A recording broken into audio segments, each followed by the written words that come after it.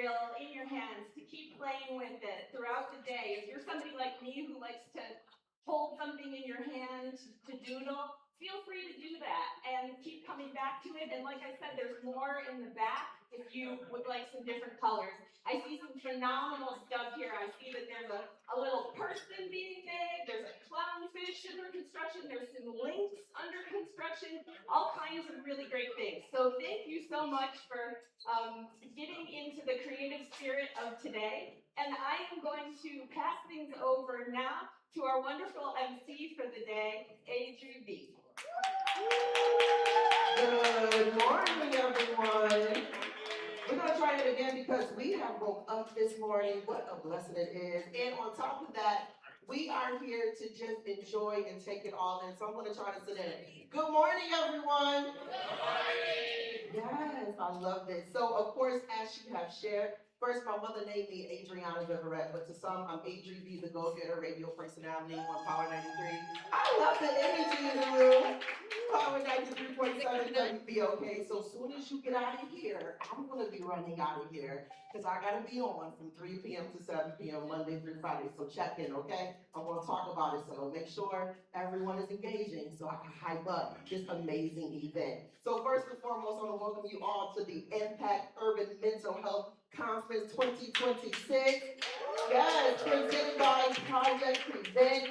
And today is bigger than just a conference. Today is about conversation, it's about healing truth, community, and action. And we're creating space to talk openly about mental health. You know, I'm huge on making sure I get a checkup from the neck up. So I make sure I sit on my counselor's chair every Thursday. And I kick back, I cry, I laugh, and I release. And this is what we're going to be here to do, okay? We're creating space to talk openly about mental health in our urban communities, especially in spaces where people often tell us to just be strong. To be strong, to be silent sometimes, and just deal with it. And a lot of times, just because I can carry it doesn't mean it is not heavy. So today we're choosing to heal, we're choosing honesty, we're choosing support, and most importantly, we're choosing each other. Can we say each other? Each other. Yes, because we're going to get real close in this room. Now, throughout the day, you'll hear from powerful speakers, educators, advocators, of course, and wellness professionals and community leaders who are helping move this conversation forward in real ways. And of course, we are honored to welcome the one, the only, the keynote speaker, legendary man in the room, Dr. Michael Eric Dyson. Put your hands whose voice, scholarship, and advocacy continues to challenge and inspire communities across the country. So we are absolutely excited to hear from him today. So whether you're here as an educator, can all the educators make some noise in the room? If you're here as a student, all the students make some noise in the room. I love it. Parents, counselors, community members, or just simply someone seeking tools for wellness and growth. Thank you for being in the room. So we're going to lean in, we're going to learn, and we're going to heal together and truly make an impact. So without further ado, I'm going to bring up a woman. From the time I was just a student at McKinley High School, she's been making an impact in my life. First as a student teacher, then as a teacher, and now she's a sister, she's a mentor, and a true leader in our space that I like to call the great BPS. I'm a proud graduate and a proud supporter of it all. So as I present to some and introduce to others, please put your hands together as I welcome the great, the one and only Arlene Adams.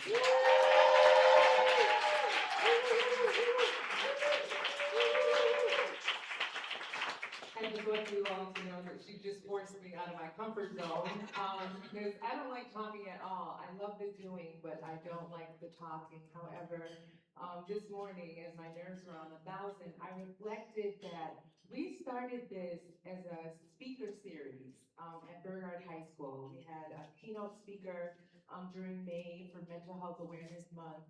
And it has grown every year into this setting right here, and I couldn't be more proud. So I want to make sure that I acknowledge that team from Project Aware because they are in the building. Lawrence Jones, Carol Chandler, Anna Marie Pegg, Toya Carr, and now my current team member, I'm down to one here, Miss Candace Dowdell, but I definitely wanted to acknowledge you all. And I know that she presented Clay, but I call her my humble flex because because Dr. Rachel Fix Dominguez was instrumental in writing this Project Prevent grant. And I know that I normally give her plants because that's our common love. But today, Rachel, I wanted to publicly give you your flowers.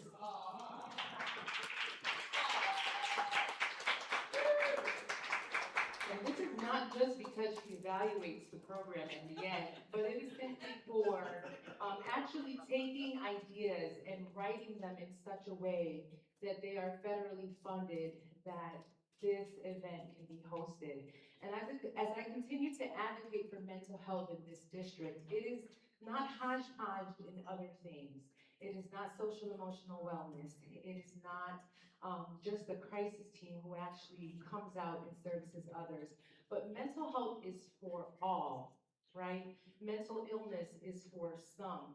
And until we start recognizing, and I'll keep saying it because I was actually telling Adri, I defended my dissertation proposal last week, but the title is Our Children Thrive Differently. And so as a district, we have to respond differently. And so I am so glad that you are here today so that we can talk more about that response. I also, while I'm here, while I have the mic for 2 more seconds, if she is in the room, is Anne-Marie Pegg in the room? So Anne-Marie Pegg, and she's probably gonna turn so red for this, but she was the counselor that was on the first grant. She's a mental health therapist. And she actually wrote a book, and it's called Mental Emotional Learner. And so she's actually gonna be doing a book reading for the elementary schools that are coming in later. But I just want to thank her for the foundational work that went into this piece. And so give a round of applause for this new author, Anne-Marie Pegg.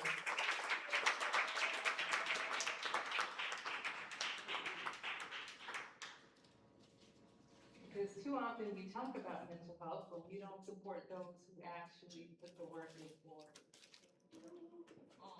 All right, everyone, thank you so much.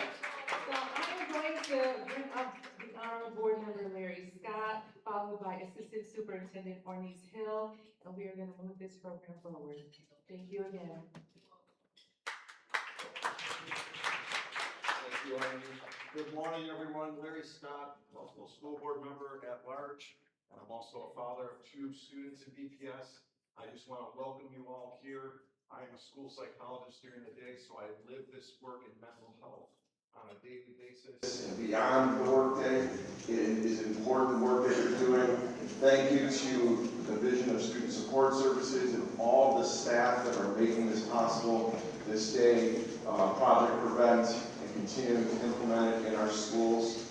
Our school psychologists, counselors, and social workers, shout out to you that make this work a focus of your daily work every day.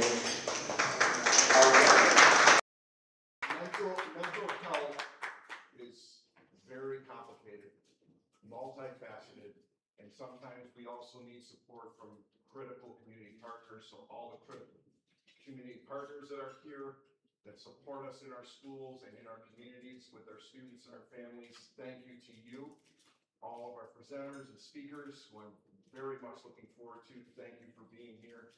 Students in particular, you matter, your voice matters, we value you, and your mental health matters. Enjoy the day, take as much as you can out of it. I'm looking forward to it. Welcome.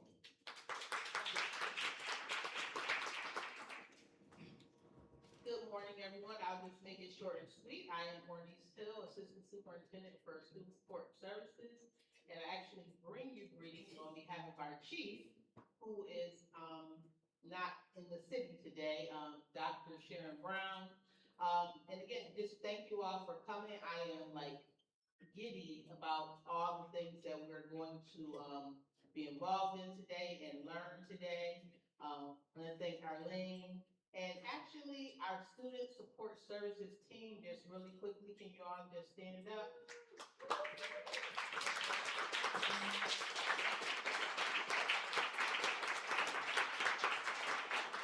So every day within the district, we are working, to promote mental health as you said, I like the way you did mental illness versus mental health, to promote mental health and the social emotional learning, and just helping our students to be the best that they can and to engage and to be healthy in all aspects, to be able to engage in all that we have for them to learn and to do. So again, thank you and enjoy the day. Come on, you can clap it up better than that for our leaders who are truly leading the way in our system of education. And so without further ado, we're gonna move this program right along. So if you're ready for this next action of impact, let me hear you say, yeah. If you're really ready for this next action of impact, let me hear you say, oh yeah. Well, I'm excited because I get a chance to see this person move and operate within our community. And a lot of times when we see people doing things, they talk about it, but they don't necessarily walk in how they talk it. And this particular speaker is truly just that. Not only do he focus on making sure that he's motivating and educating everyone he has an opportunity to encounter, but when he walks in the room, there is a certain level of energy that comes with it. And I'm huge on energy, not just the energy of the excitement, but your INNERG, your energy. I like to call that G my go-getter, right? But that person is the person that you have to check in with, you have to connect with, and you have to say, hey, how are you doing, right? And one thing I learned about this person, not only is he a leader, a speaker, and a motivator, but he helps make sure you get to moving. He is a fitness coach, and of course, not only just making sure your body is fit, but when he speaks and he opens his mind, he's going to open his mouth, he's going to help you to understand that your mind also has to be fit too as well. So I'm excited to present to some and introduce to others a leader, a speaker, a motivator, a fitness coach, and a man of honor. Please put your hands together for none other than Carlos Spencer. How y'all doing? Good, I see we're gonna have some work to do. How we all doing? I am a product of the Buffalo Public School System, okay? I'm a product of the Buffalo Public School System, so I'm not telling you something that I think could happen. I'm not telling you something that might be able to happen.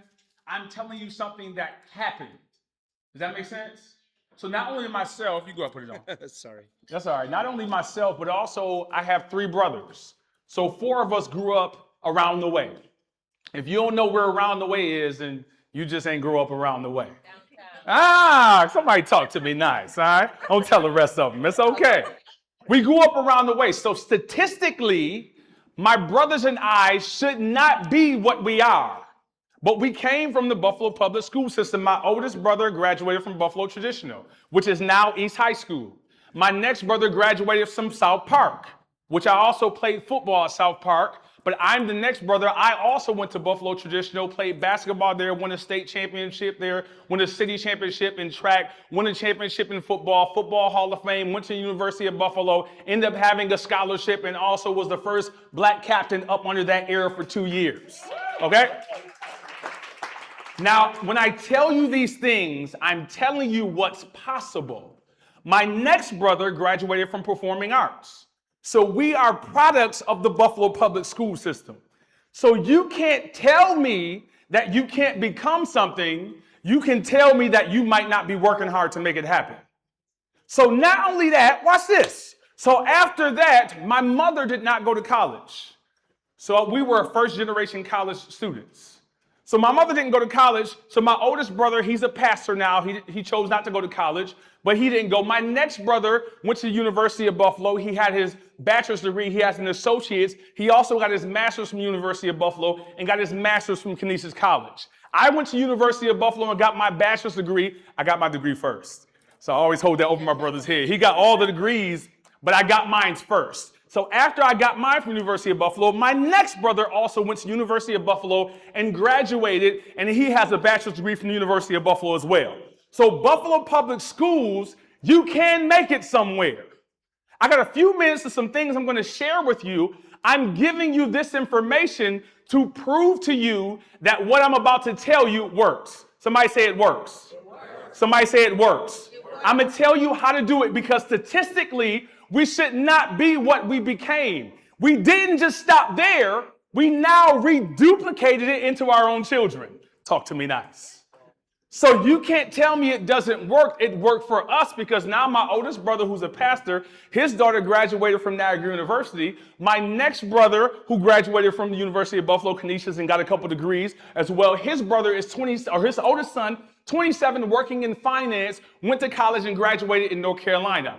I'm the next brother. My 3 college-age children, my oldest son is in the University of West Georgia. He's also in the military. My daughter is in the Navy. She's also in Kennesaw, going to graduate and become an officer. My next daughter just got her associates. She's in the National Guard. She's also going to Kennesaw. My next brother, his son is in his 3rd year at Morehouse. I know I'm going a little fast. But I'm telling you, it didn't just work for us. We reduplicated it into our children. So I know it works. Somebody say it works. So the question is, what works? You must come together. All right, I'm going to say this time after time, and we'll catch on, we'll get a little bit better. I'm going to say, if we just come, and you say together. All right, if we would just come. Together. All right, we're getting there a little bit. If we would just come. Together. The way that you do this is by coming together. All right, we got enough of being separate. We got enough of being by ourselves. We grew up around the way, and there are a lot of people who did not make it, but we had people around us that came together to help us. We have mothers, fathers, uncles, sisters, brothers who taught us and showed us the way. Here's the thing. You're the average of the 5 people you hang around most. Your income is the average of the 5 people you hang around most. Some of you like, I need to get rid of that broke joker right now. I know. Don't look at them. Don't look at them if they're here with you. Your income is the average of the 5 people you hang around most. So young people, when you graduate, get around people who are making money at a level that you want to be on. If you don't make $100,000 a year, the people around you don't make $100,000. If you're not making 7 figures, the people around you are not making 7 figures. It's like gravity. It's a law. It doesn't care if you believe in it or not. It's a law. I tell young people all the time, I don't need to see your grades. I used to tell my children this. She said, oh, all I got to do is look at the grades of the 5 people you hang around most, and I pretty much know your grades. You have to be mindful. If you hang around 9 broke people, guess who's going to be number 10? That ain't rocket science. My grandmother said, you lay down with dogs, you're going to get up with fleas. If you hang around 9 ugly people, no, don't do that. Don't do that. Don't do that. Don't do that. Don't do it. You're like, I need to get rid of the ugly people and the broke people. Don't do that. Don't do that. You just have to be mindful of who you hang around, the people you hang around most. If we would just come, if we would just come together, you have to come together. Be mindful of who you're around. I'm about to do a friend test. All right, young people? Somebody say friend test. Say it again, friend test. We're going to check out your friendship right here. So you in school, right? You've been hanging around your girls all day. You went to first period, second period, third period. You went to lunch. You done seen Johnny. Johnny done seen you. What's up, Johnny? I'm all right. And then you go to lunch and you go to the bathroom. And young people, you walk by the mirror and you got a piece of hair sticking up on your head. And you done seen Johnny and Johnny done seen you. And you've been around your friends all day. Why are you looking at her like that? You see, if you would have saw how she was just looking at you, you've been around your friends all day, and she didn't tell you you had a piece of hair sticking up. Is that your friend? Is that your friend? Is that your friend? Somebody say friend test. Say it again, friend test. Fellas, I'm coming down your lane. You come to school, you got your new shoes. Do they wear sneakers anymore? I don't know. Sometimes we used to wear them back in the day. And then the next era, they wore them and they walk like this because they didn't want to get creases on their shoes. Now they wear Crocs and they put things on them. And I don't even know if y'all wear flip-flop slides or whatever. But you got your best ones on, all right?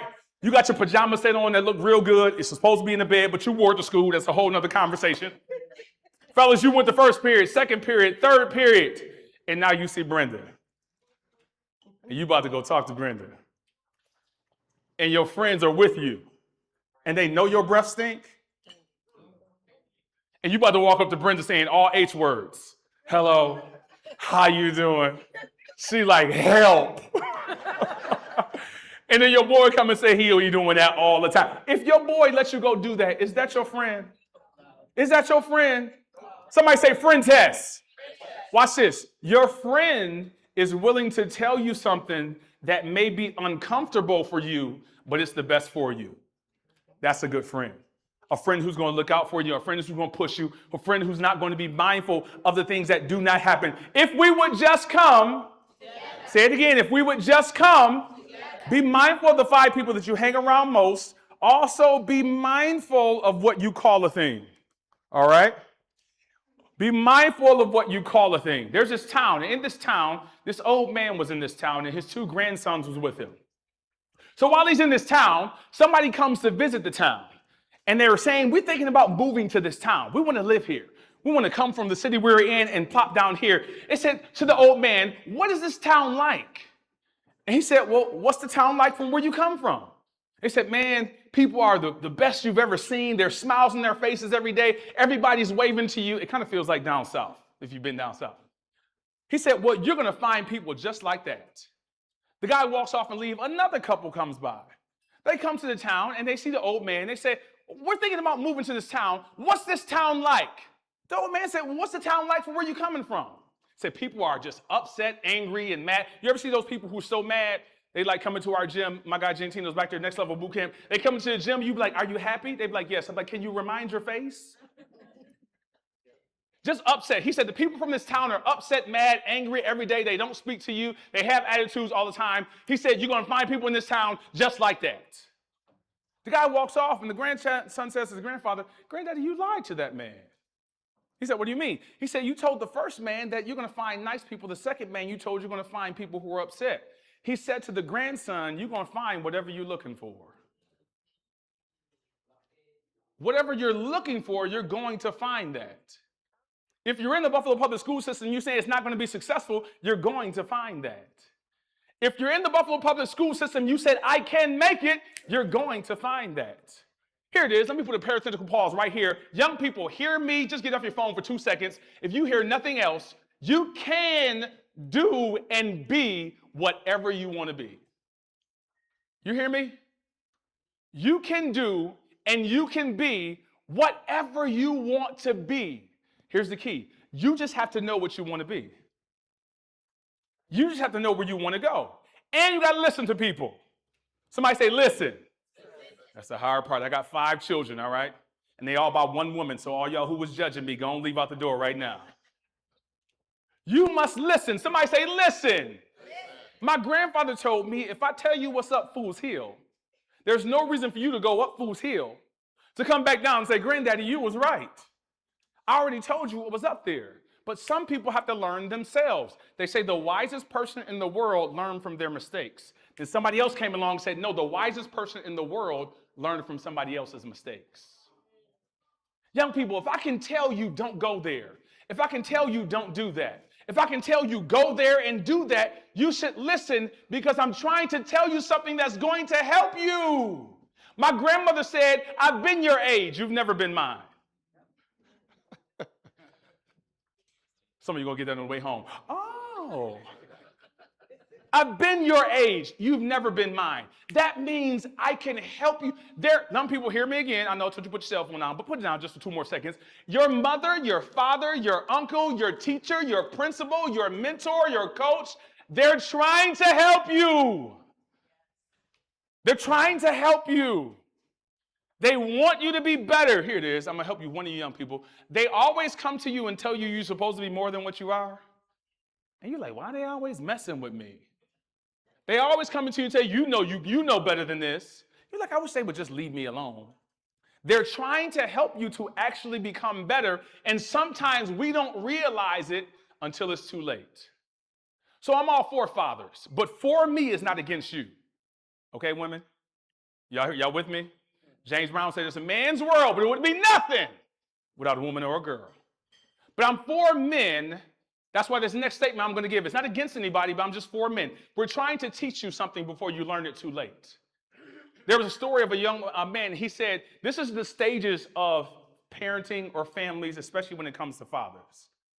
When a young kid is young, he says, my dad knows everything. Then when he gets to about age 5 to 7, he said, my dad knows some things. Then he gets to about ages 8 to 12, and he says, I might know better than dad. Then he gets to about ages 11 to 14, and he says, dad don't even know what he's doing. He gets to ages 15 to about 18, and he says, I know better than dad. Then he gets to about ages 19 to 24, and he says, maybe I should ask dad. Gets to ages 25 to about 35, and he says, I think dad knows what he's talking about. Then you get to about ages 47 to 55, and he says, let me go ask dad. Then he gets past ages 57 on up, and he says, I wish I could talk to my dad. I don't want you to wait till it's too late to be able to get guidance from somebody who's actually trying to help you. Listen to them, come together with them. Somebody say it again. If we would just come, here we go. If we would just come, we have to speak to things the way that we want them to be. Quick quote, treat a person as they are, and they will remain as they are. Treat a person as they could be, and they will become what they should be. I'll read again. Treat a person as they are, and they will remain as they are. Treat a person as how they could be, and they will become what they should be. See these young people and see the future in them.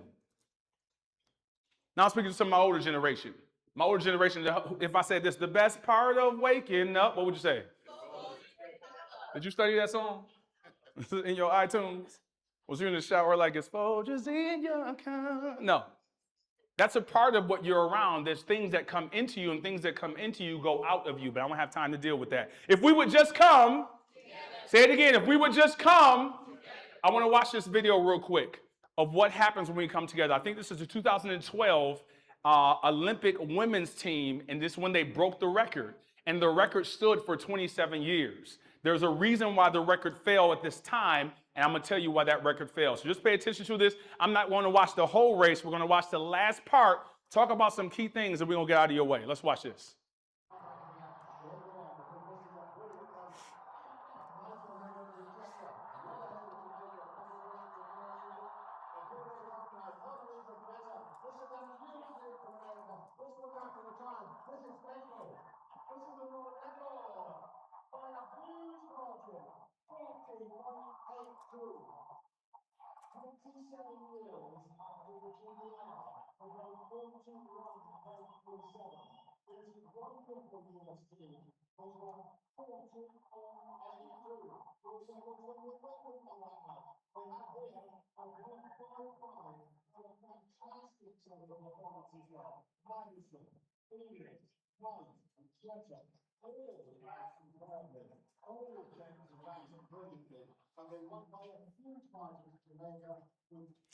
The one part I want to focus on, if you didn't hear it, they won the record, and don't miss this. The record stood for 27 years.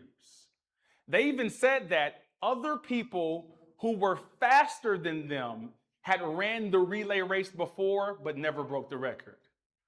But the gentleman said at the end, they ran the race excellent, and they passed the baton excellently.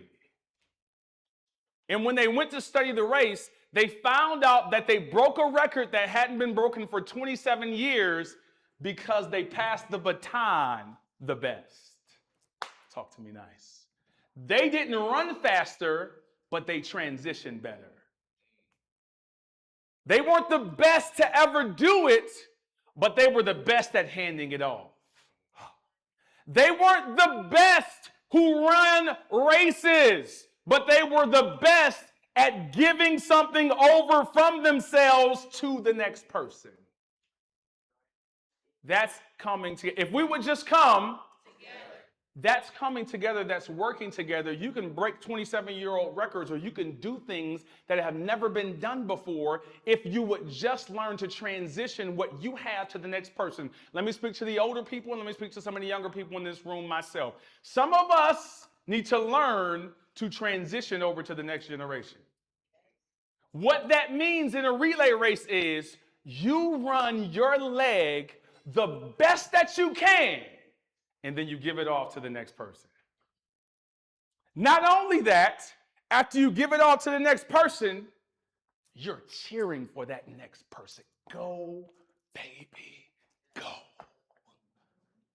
So your job is to run your race, to do the best that you can. Watch this. Then to give it off to somebody else and let them run their race. Don't miss that. Don't give it all to them and try to tell them how to run the race. Don't keep the baton and try to run the race yourself. If I hit you, I ain't trying to miss you. Give the baton off to them. And I watched the actual interview. She said after she gave the baton, she said, go. And then look at the next person. They got the baton and they're just focused on what they have to do. You receive what you receive from somebody else and do what you can better than anybody else ever could. But this can only be completed if we come together. Here's the problem. We almost done. Here's the problem. The problem is some of us, hear me young people, and some of us, even older, more mature, some of us, we have never seen it done. That's why we don't know we can do it. But at the very beginning, I told you, I am from the Buffalo Public School System. I grew up around the way. I grew up on food stamps. I grew up with a single mother home. I grew up in a situation where I saw people pulling out guns and shooting people, and it was like another Tuesday. I grew up in situations where people who went to school with my younger brother, they were 18 when they went to jail. My younger brother is 44, and his friend just got out of jail last year. I come from that. But I know you can do more than that because I saw other people doing more than that. If we would just come on, say together. I saw more. I didn't know it at the time, Dr. Eric Dyson. I didn't know what my grandfather was doing. But my grandfather, Arlene, he would take us to a different state every year. So we had a family reunion. Family reunion.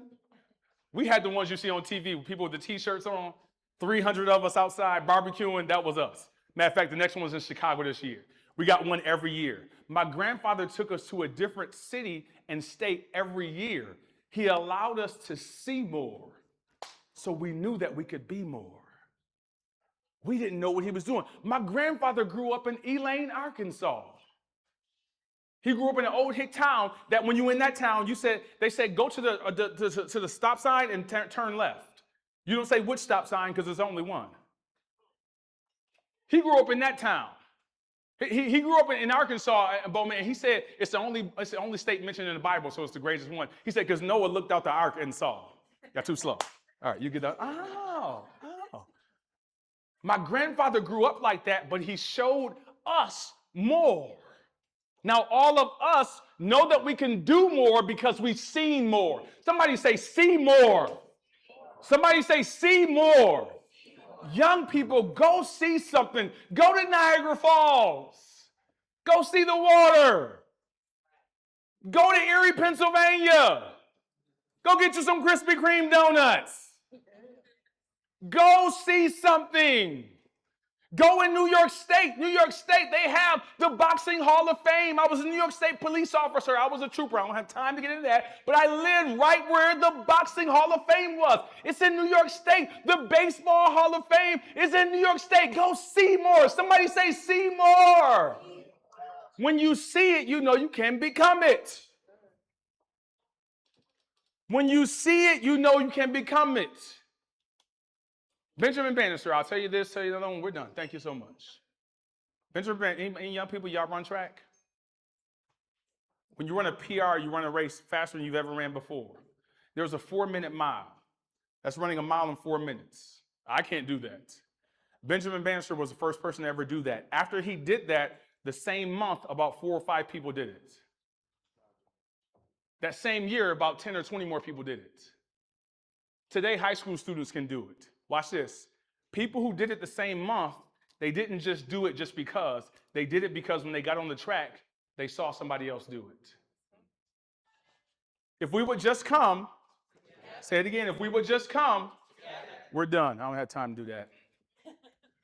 In this town, they lost a child, and they searched for the child everywhere, and they couldn't find him.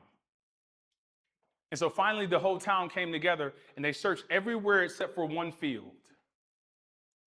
And they were looking through the field, trying to find this child. Days had passed by. And then somebody finally came and said, hey, if we would just all, let's gather right here and hold hands, and walk across the field, and maybe we'll find the child faster that way. They held hands, they walked across the field, and while walking across the field, somebody said, I found him. But it was too late, the child had died. The next day, the newspaper read, if we would have just come together sooner. We're missing and losing young people because we don't want to come together. If we come together sooner, we can find and save more people. I don't know this just by saying this, but I know this as a product of my own house. I am successful. My brothers are successful because we had a family that came together. I'll give it back to you, Adrian. Thank you so much. You all have a Ladies great and gentlemen, please put your hands together for Carlos Spencer. You know what we gotta do this time, and we just come. Make sure you take that home, and remember, we got to come together sooner, and this is why we are all together now. So as we continue on, if you're ready for the next session, let me hear you say yes. All right, but before we get into the session, we're gonna do a quick draw and see what we are giving away. All right, if you are Kimberly Powell. Kimberly Powell. Did she depart? Congratulations, Miss Kim. Y'all clap it up for her. She is one. Please see Candace for your prize. All right, next up, I'm excited because as he talks about making sure that we are making room, leaving room, and coming together for the next generation and passing on baton. This is the gentleman who absolutely has been doing that and truly shaking up our community and working with our youth. So without further ado, I'm excited to present to some and introduce to others, Mr. Ron Dixon with Youth Guardian.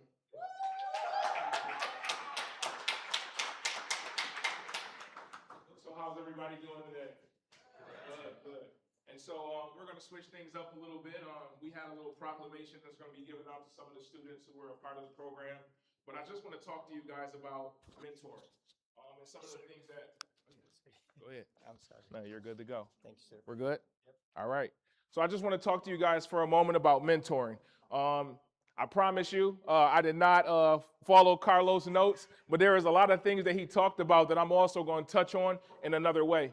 So a little bit about me. Before this role, I was working for the Office of the Mayor Division of Citizen Services, helping the mayor for the last 4 years doing initiatives. During that time, I was able to meet a lot of elected officials, and at the end of the day, I can now open those lanes up and expose those to a lot of the youth that we're working with. And so, student recognition. This would have played beautifully, but as you guys know, they're going to come in and they're going to get a proclamation from the legislator for being here today. Talking about turning visibility into confidence. When we're working with youth, or when I've been working with youth, some of the things that we've noticed is they're overlooked. So a lot of the times their voices are not heard. A lot of the times the decisions that are being made around youth, they're not in the rooms. And so a lot of the times we don't have their perspective on what needs to be done, right? And then at the end of the day, they're not being recognized when it is their time. I loved how Brother Carlos talked about passing the torch. But we have to be able, as elders, as adults, to know, how do we pass on the torch to the next generation? How do we bring them along for what our issues that we're dealing with throughout the United States, throughout our city, and bringing them into those think tanks to help make decisions? We have to give them responsibility that we're looking at. Exposure, it builds confidence. So here's some images here where in certain communities, right, law enforcement and relationships with law enforcement is estranged, meaning there's a little fear having the interactions with law enforcement, and there could be nothing going on, nothing wrong. The kid could have not done a thing wrong. But right here, you see in the top photo, we have youth engaging with law enforcement. We call those positive activity supporters. So during this time, we created these spaces where there was no emergency, and the youth can open up to law enforcement and get to know them and vice versa. So we had opportunities where these youth went on to meet, as you can see here, the Erie County Director of the Office of Health Equity. For us, we know that's a big move. But for the youth, exposing them to a room where they have the opportunity to engage with these type of individuals who can change their life, we're giving them seeds of hope. A lot of the things that youth are normalizing with right now within the city of Buffalo, we use the word economically disadvantaged, or we're using the word low to moderate income. It's all saying the same thing. 70% of the city of Buffalo is in poverty, meaning those households are making below low to moderate income. That's a $35,000 gap. So now when we're talking about these households, you're talking about a lack of basic needs in these houses. A lot of these youth are resilient. They're overcoming this without even knowing that they're overcoming this because they're normalizing with these challenges on a daily basis. We have to meet these children at their needs, and we have to give them hope and inspire them every way we can. That means open up doors, teaching them systems. When we talk about the judicial branch of government, when we talk about the legislative branch of government, when we talk about the executive branch of government, how do we make that practical for the youth to be engaged? And so here, we had our teams trained in first aid mental health. These kids now have resume builders that are going on their resumes to give them greater opportunities to succeed in life. And so these are the deliverables or the measure or the metrics that we're looking to build when we're talking about trying to create program and mentoring opportunities for these youth. We have to expose them to spaces that it's going to change their life immediately. The next piece, again, Brother Carlos touched on this, community collaboration. There's a lot of silos. There's a lot of working in different spaces and everybody doing their things on their own. He said, if we could just come together, we would be in a different position. We have government, schools, non-for-profits, and residents. And these are just a small glimpse of the things we were able to do with some of the youth. We brought firefighters out in the community. We took the kids around their schools to clean up. And we taught them how to plant trees within their own communities. So they are part of the environmental justice and changing and putting pride back into their communities. And so this is a current initiative of Mayor Sean Ryan's, where he is looking for youth to get involved to address tree inequality across the entire city of Buffalo. It's not about Democrat, it's not about Republican. My focus is bipartisan. It doesn't matter if we like individuals or we're not. We are opening up exposure for youth to have a greater opportunity. And we have to teach them the importance of going in these rooms and meeting these individuals. These individuals have the opportunity, whether we realize it or not, whatever our preference may be, these people have the opportunity to change our children's life. When we look at proclamations or we look at certificates and we see these things, I'll be honest, we know as adults, these are tokenisms. It doesn't equate to any real change. But for a child, it's a seed of hope to be acknowledged by the mayor of a city, to be acknowledged by a legislator of a county, and then to have access to those rooms to find internships and summer employment to help bring income into those households. We're teaching sustainability here. Collaboration is key, and creating access and opportunities is key. Just another piece about impact. We have to act. And that's the key word here, act. We talk a lot about financial literacy and these different topics, but the reality is if we don't give them the institutions to practice it in, it's useless. Financial literacy means nothing unless we're giving these children access to bank accounts, access to stipends, and access to the resources of those banks. And so this is something that we were able to do through the mentorship program. Every student that came in opened up a bank account. Every student was paid to learn. Every student did 30 hours over 2 weeks, and they managed work and school. Because the reality is, I'm a product of a Buffalo public school as well, graduate from East High. The reality of the situation is, for some of us, we have to work and go to school. That is our reality. Some of us are still doing that now. And so we have to teach kids to stretch their capacity. We have to take the limits off of what they're going through and not coddle them, but put them in position to win. And so the reality here is exposure, seeing new opportunities. How many of you all, I know the adults are going to raise their hand, but how many adults know where the downtown M&T Bank Plaza is? Now watch this. How many kids know where that is? I got 2 hands, right? 3 hands. We took every youth who was in our program on a tour, and they sat down and met relationship bankers. They were taught about credit, and they were walked through the entire facility because why? When you have a bank account at a bank, they now work for you, and we're not teaching those components to our kids. So there's no unfair treatment that someone's going to treat you in a bank when you actually have resources within that bank. And so we teach the kids what they're able to have access to, and that is what empowers them. And so from there, a lot of the kids, they normalize with their conditions. And when, as adults, we know that it always can be worse.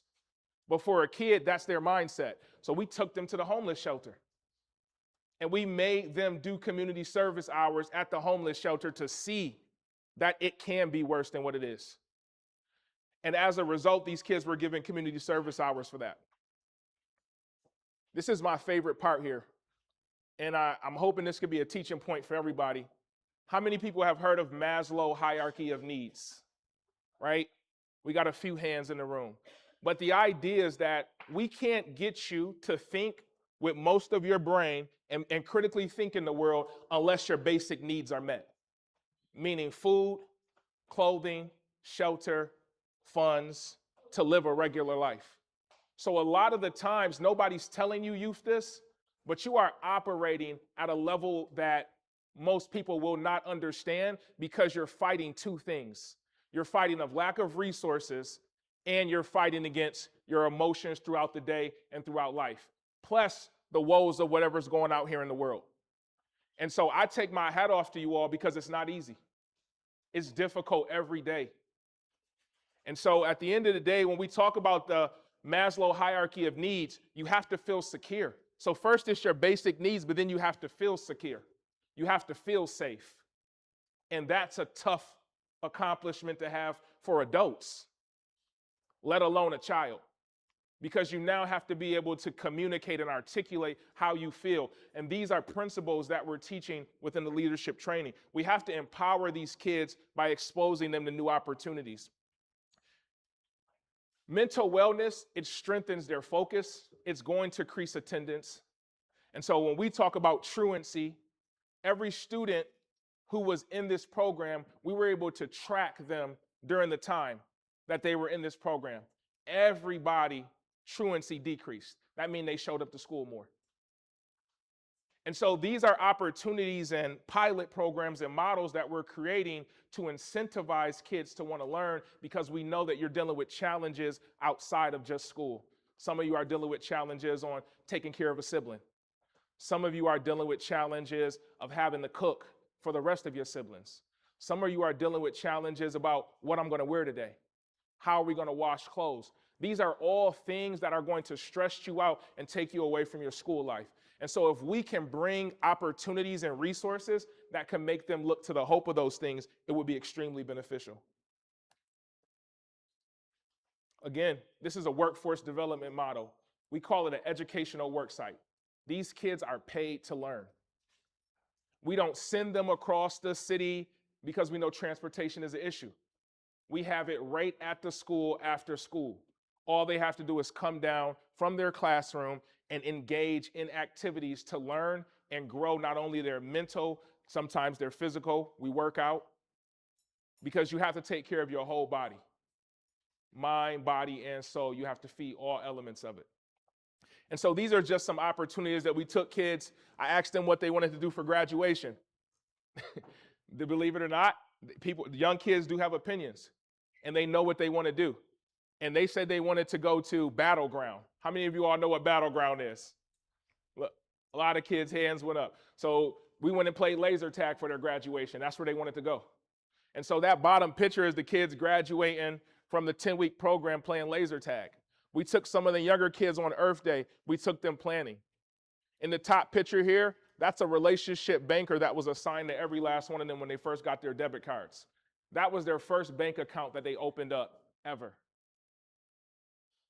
And so when we talk about opportunities, this was the first time a lot of these kids put a suit on for the first time. And so From a youth perspective, it's exposing you to new opportunities and you have to be open to it. From an adult perspective, it's checking off deliverables. And we have to show how it's measurable and how that impacts the youth. So here's just few key metrics that I threw in here.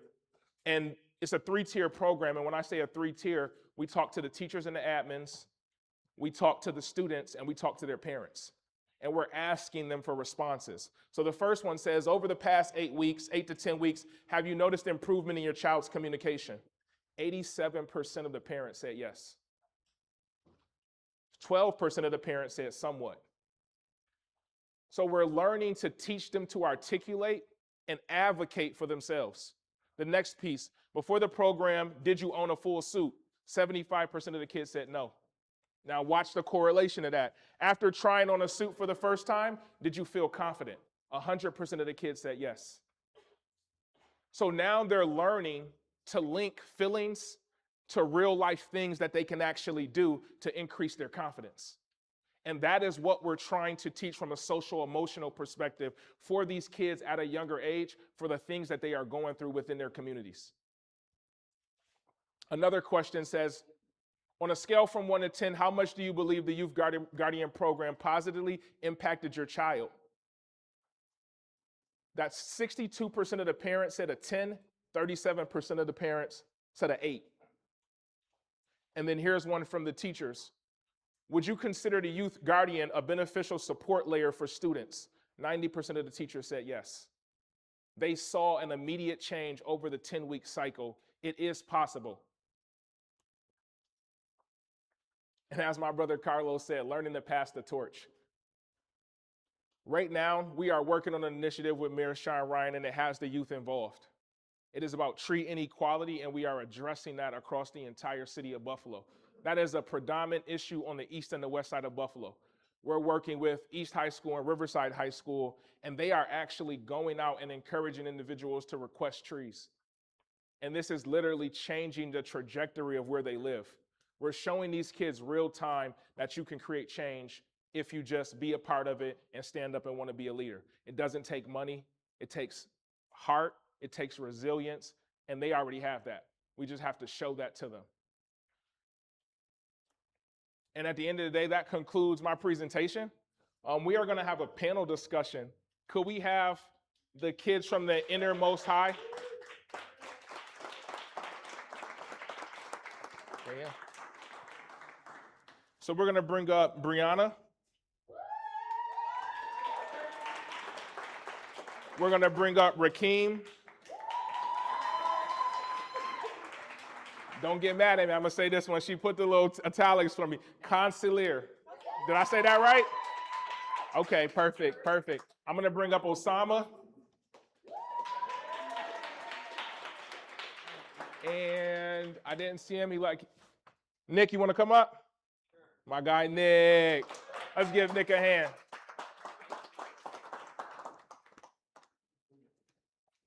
And I saw one more, but he'll come up when he gets here, Christian. There's Christian in the hallway. Christian. He'll come back. Y'all guys can take a seat. Please take a seat.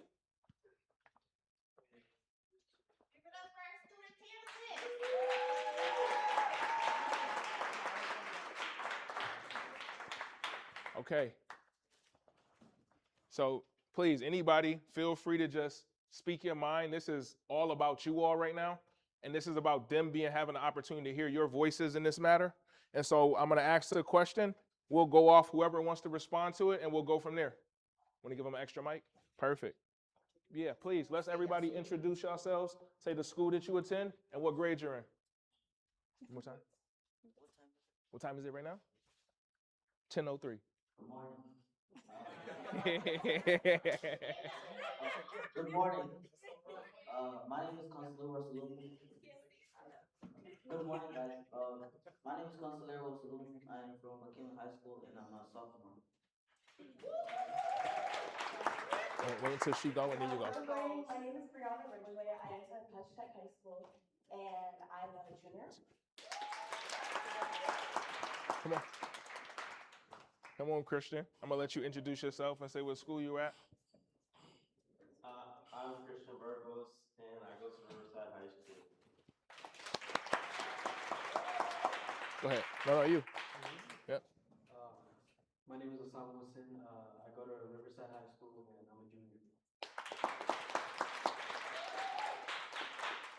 I'm Nick. I go to Riverside Academy.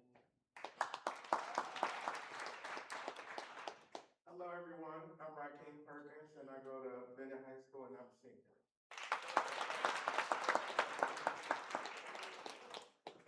So we'll start off with our first question. Anybody feel free to want to answer it, just let me know, and I'll hand you the mic.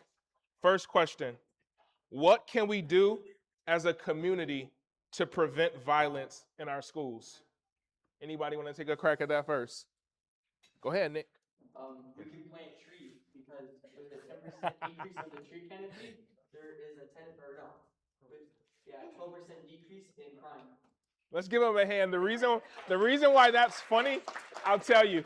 I've been working with Riverside Academy, and the kids had to do a research project on trees. And so I had them look up the benefits of trees. So all of them had to cite their source, find a reliable source. So it's funny that Nick was able to throw that in. So I appreciate that. Anybody else? I feel like that we should get solutions and not suspensions implemented into the school systems, because implementing solutions and not suspensions would basically show our, like, the youth to like actually get the work done. It provides coursework for them over the time of suspension. It lowers the days of suspension, so it makes them feel motivated to come back to school, and after their suspension to come back to school to like try not to like get into violence. It stops people from getting into violent activities while during suspension, because it wants to help them instead of hurt them. Instead of like a punishment, it's kind of like a, hey, maybe you need some time off, and you do the work and you, I guess, succeed. I love it. I love it. Let's give her a hand, right? You're getting direct solutions from the youth. Go ahead. I think we should like give them a reason why.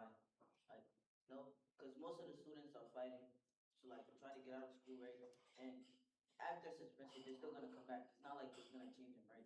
I was thinking like maybe during the suspension, they should be doing something to change the way they think, right? Like make them more calmer instead of having them coming back into school and still ruin our learning area and our safety, low safety level. I love it. I love it. And so as we receive that as adults, right, we're looking at intervention. What he just explained is an intervention for those youth. Go ahead. Yeah, please. For a committee, I think we need to put in more third spaces, which is like, when a kid goes on suspension or if they're just like a day off or something, there's nothing for us to do. We sit at home or we go out in the park and fight. There's nothing to do. There's no spaces, there's nothing for kids to do. And I think that in the community, there needs to be more activities for kids to do. So like the mall, you can't get out there unless you take the bus. And by the time you get out there, it's late, you gotta go home an hour later. And plus, I think it's like, if you're under the age of 18, you're not allowed to be there, period. So what's the point? And then I gotta be accompanied by an adult. Like, there's no outlet for kids to go out and do what they need to do. There's no outlet. Yeah, no. I want to share something really quick about Nick, and I want this to be a learning lesson for all of us here. I've been with Nick, has that been like 4 weeks now? I'll be honest, we've been in class and Nick has never said a word during the whole presentations. Nick has been, and rightfully so, there's been moments where I can see and I can gauge, like, Nick's going through something right now. And the teacher was like, no, Nick is really good. He's really open. He's really honest. This is the most I've heard Nick talk since he's been with me in the program. And I think one of the beauties about that is like trust. Trust is big. And if they see you show up, regardless of how they're acting, they feel wanted, right? A lot of the times we know anybody could rub us the wrong way. We all have moments when somebody rubs us the wrong way and we make them feel it. We don't want you around. We want you to go in the corner. And that doesn't make any of us bad people. But if we're more self-aware of that and we continue to pour that love, eventually it's going to come around. It's been 4 weeks, and I'm telling you, this is the most vocal I've heard Nick been, but they've told me that he's been vocal in school. So I want to give Nick another hand, please. Next question. How can student voices make a positive impact in our schools? Come on. Okay. Student voices can make a positive impact in our schools by speaking up and speaking out, because we're the kids going through like the school system. We're in school, we're involved. Like, for say, go to the Board of Education meetings, talk at the Board of Education meetings, tell them the issues that are going on in your school, because you can make a change, because they like hearing the kids' voices. Because I spoke at the Board of Education meeting and I got phone rates gone from our school. So, yeah. Let's give her a hand really quick because, and I know the kids who were at Riverside, we were talking about systems, right? And everybody up here, the fact that she understands the system enough to say, I know who to go to when I want something changed, and not just I know who to go to, I've actually got something changed, right? That is the power. We're empowering these youth by teaching them the systems. If we're not teaching them the hierarchy and what's going on and who to go to, then they're just going through blindly. And none of us as adults, as kids, as youth, we want to go through anything blindly. So the more we can educate them on the Buffalo public school system, how does that hierarchy work? When are these meetings? It gives them an opportunity to show up and be active and be a part of it. Anybody else? I would like to touch on that. Go ahead. From me, personal experience, using my voice, especially in the school building, and I feel like for everyone in the building works for the student. Everybody is in there for the student and the betterment and the education of the student. And I feel like we have little to no representation in the building. That's why I am so vocal. And I love that we have these opportunities to speak because I feel like we don't speak at all. And I'm known a lot, especially around my building. Everybody knows where I came because I make sure that my voice is heard. And I actually can touch on what the students are going through, and I understand what the administrators and the teachers are going through as well, because I have open discussions with them all. And I feel like the position that I hold in my building is very sacred and important because I can connect with both parties and we can all come to an understanding. And I feel like it should be implemented in every building. Talk a little bit more about that position. What is it? What do you do? What does that day-to-day look like? Well, I go to the budget meetings at my school. I know, which is unheard of for a student to ever be in the budget meeting.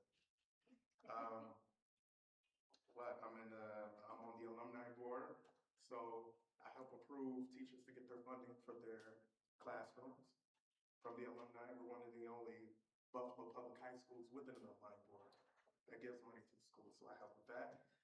Um, I'm just a regular. I pop into all the teachers' classrooms that I know, and I have genuine conversations with them.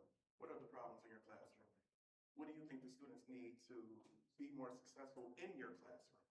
And then I'm also a student, so I talk to the other students. I'm like, what's going on at home? What do you think you need to be a better student? And I could take that to our principal, and I could take that to our educators, and I could tell them like, this is what needs to change in the classroom. When we hear that from a student, there's two sides I want to look at. From a student perspective, are you students understanding what he's saying? Right? Because that's a different mindset, right? It's no longer, and we all get to this place where we're self-absorbed, meaning the world is around us. Everything is around our problems and our issues. But what he did was he shifted his perspective. The teachers are humans just like we're humans. The teachers have bad days, the principals have bad days, the admins have bad days just like we do. He shifted his heart posture to say, let me check on them. And as a result, it opened up more avenues for him to have access to make decisions that benefit the whole student body. So a point of reference there, understanding if I can just one moment shift my perspective and see what's going on with the teacher or seeing what's going on in this building and come with solutions, it'll be helpful, right? And one question I want to point towards you, and I'm going to throw you on the spot, but if you had to name that position that you are, right? If you had to think of a name for it, what would you call it? Well, this is so funny that you say this because, okay, so the last budget meeting that I went to, this is kind of funny. We have 4 administrators. It's 1 principal, 3 APs. 3 APs. And I went to the budget meeting and I'm like, we're paying for 3 APs. I only know 1. This is real, right? This is addressing the elephant in the room. I love it. I walked into the budget meeting and I walk in like this and I go into the middle. I go into the middle of the room and I'm like,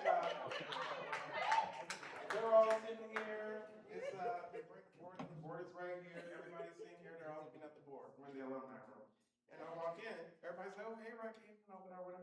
I said, how is it that I'm just now finding out this is January? I said it's January. How am I just now finding out that we have 3 APs and only know 1? What was the response? Our fresh brand new AP, which is a Caucasian woman, her name's Dr. Whiteman, she's sitting here behind me. And I'm like, I wish these people would do their job. I should know them. She looks at me, she says, I'm kind of new and I don't know, I'm trying to get acquainted. I said, all of your students should know. There's no way that we're spending this money because it's coming from the taxpayers' pockets. Right. There's no way we should be spending money on four administrators and we only know 2. So that means only 2 of you are working.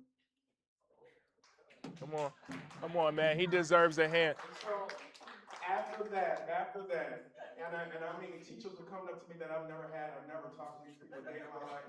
I don't know that when they're like, Rakim, you're a hero because you said what we've all been thinking. And I'm like, I just speak my mind. So y'all call me the Benny hero. That's what they call me. I like that. My guy. So you hear that? We got student heroes in the building. That's the title that we got. Student heroes in the building. And so I think there's a point of reference that we can all take from this, right? He addressed the elephant in the room. And did any of us get tight? Did any of us get angry? We welcomed it, right? We want to create more spaces like this for the students because when they're able to voice and address the elephant in the room, as adults, what we call that is accountability. Right? And sometimes it doesn't feel good, but we know that accountability is one of the highest forms of love. So it's really a heart posture perspective. What he's saying is, I go to school here, I've only met 2 principals, and there's 4. Right? And so when we look at that and we give them the space, right? I think of it like this really quick. You have to create a space for when they tell their truth, they can feel comfortable in there. When you don't create that space for them, now they're guarded, they're stressed, they're worried. Look at that. And so at that point, let's give all of our participants a hand really quick. Thank you all. Yeah, that's it. At this point in time, I'm going to bring up Legislator Dupree, and he's going to give a few proclamations to a few students who just came in the door from the Youth Guardian Program, who graduated. Yeah, please. For all the students, You stand right here. Here they come. Let's give them a round of applause again. You guys are copy of that microphone that before now. So the 2 students is going to be Jessie and Melinda. His book actually, and how they experienced. I'll show you. It's this one. I'm born in That one Harlem, there. raised in the Bronx, and Yeah. those Here. books spoke to me. And then you got this one. And so I'm hoping that they do the Those same 2. for you. And The rest of these, I'll just make sure they get them here with you. So we're excited to see the kids from East. There's a little tear in the right-hand side of my eye. As Ron did his presentation, but sometimes the kids do it justice. But my goodness, look how these young men walked into this room. Stand up, guys. Come in, Claire. Look how sharp they are. Great, man. Oh, yeah, please. I'm going to turn things over at this point in time. I talked about, in the PowerPoint slide, we talked about recognizing, right? And recognition in front of their peers. This is a major opportunity for the kids. We had a government lesson, and we talked about the forms of government. And so they are actually aware of what a proclamation is. And I'm going to give the honorable legislator, Lawrence Dupree of the county. Let's give him a hand as he comes forward to present this proclamation to the students. And I'm going to turn things over to you. Good morning, everybody. It is an honor to be here this morning. Gentlemen, you guys are so important. I'm very proud to be standing up here to give these proclamations to you. And I just want you to know how important this is to me. We keep telling you guys how important you are, and we all make sacrifices to do these things. Right now, I'm just supposed to be in the legislature right now to do sessions, do these things. But it is so important that you guys know that you are seen, and we appreciate your commitment, your leadership, and all the things you did. This wasn't easy to go through this program. You know, you had things happen, life happened, but you made it through. And I am just, with everybody in this room, so proud of everything you guys have done to be here. And so I have some proclamation from the Erie County Legislature. And this is just honoring you all. So I'm going to start with honoring Giselle, Melinda, and Ramiro. You go, sir.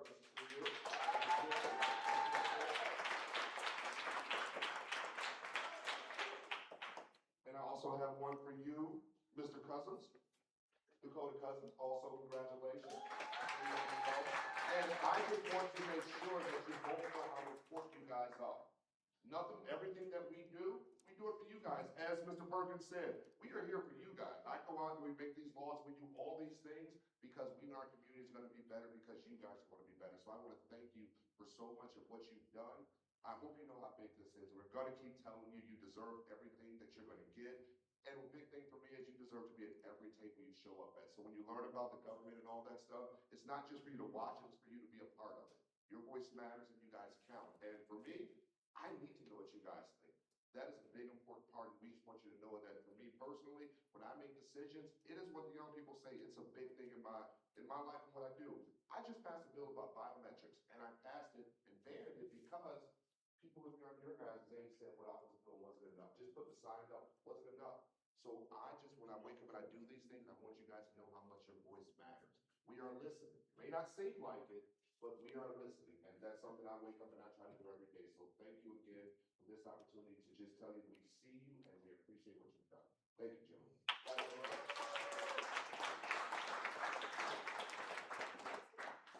We couldn't have done this without Ron. So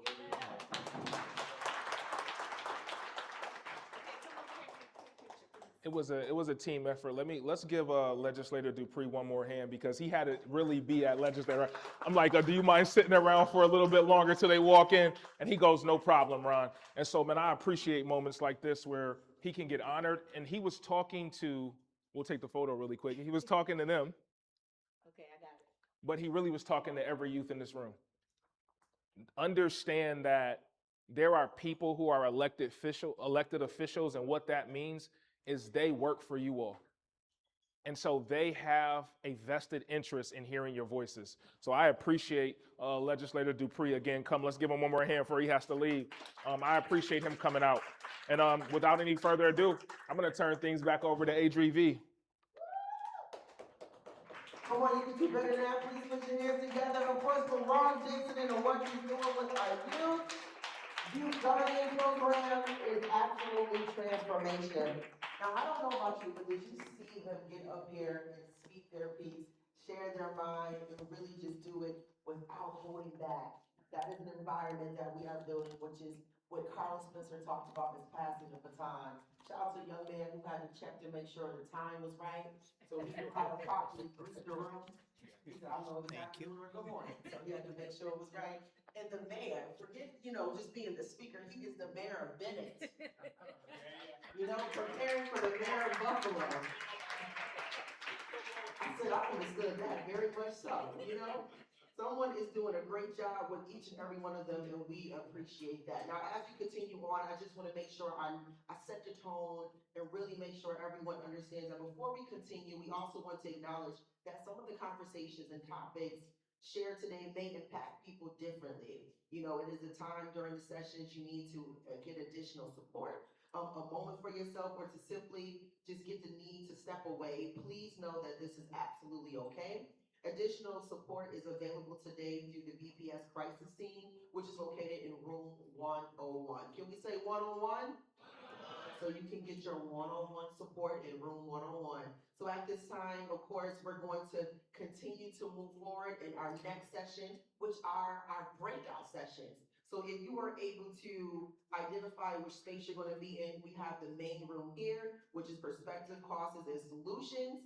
We have room 2, which is battling burnout and building resilience. And then room 3, which is protecting our people, practical community-centered approaches to supporting students, families, and of course, impact. And then we have in the lounge the healing circle. So at this moment, we're gonna allow you to move to your respective spaces. Okay, got a 5-minute break, and want to make sure that you're able to get to where you need to be to settle in, grab some more water. I believe the food is still available. If you need to grab some things, get some snacks.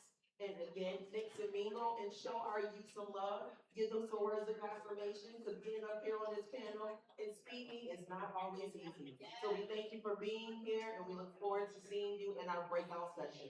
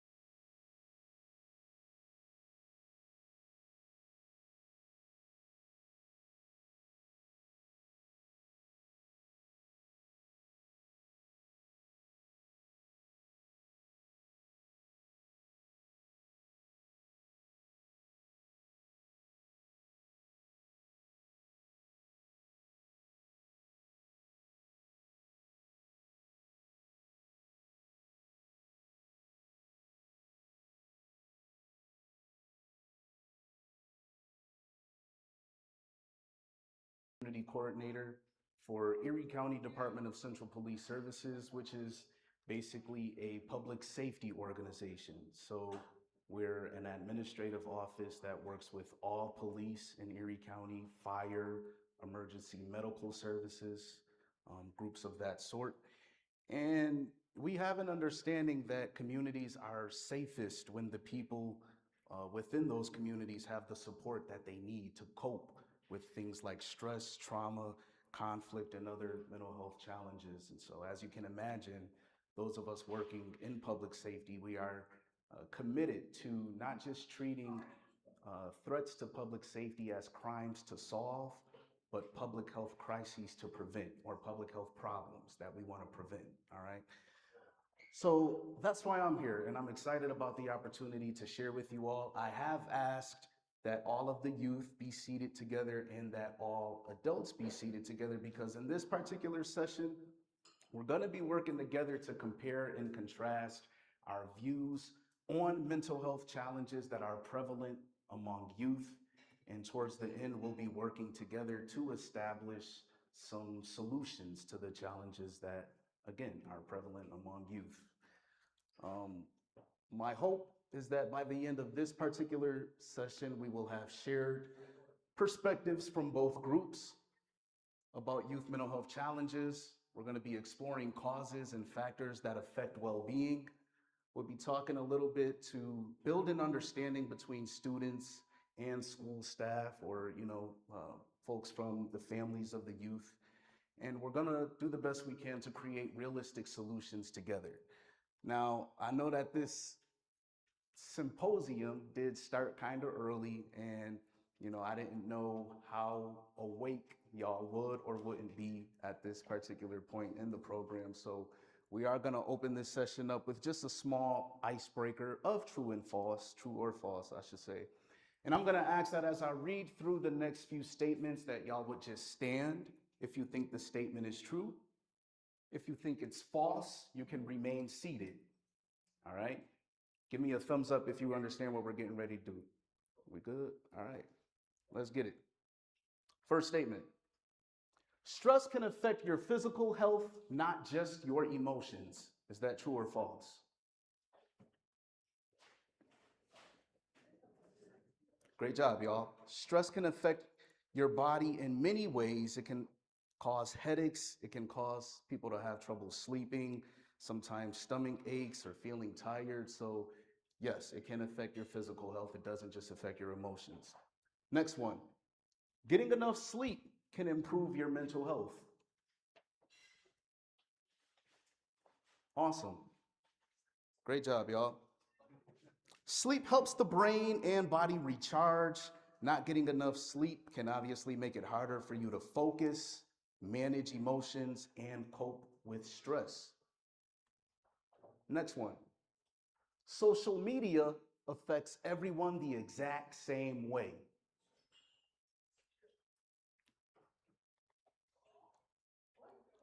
Everybody is seated. Great job, y'all. People use social media differently and react to it in different ways. For some people, it can help them feel connected, especially when you don't necessarily share interests with folks that you go to school with. But for other people, it may cause them to have feelings of inadequacy or envy, because people on social media tend to show themselves in the best light. So it definitely has a different kind of effect on different people. Next statement. Adults and teens sometimes experience the same situation very differently.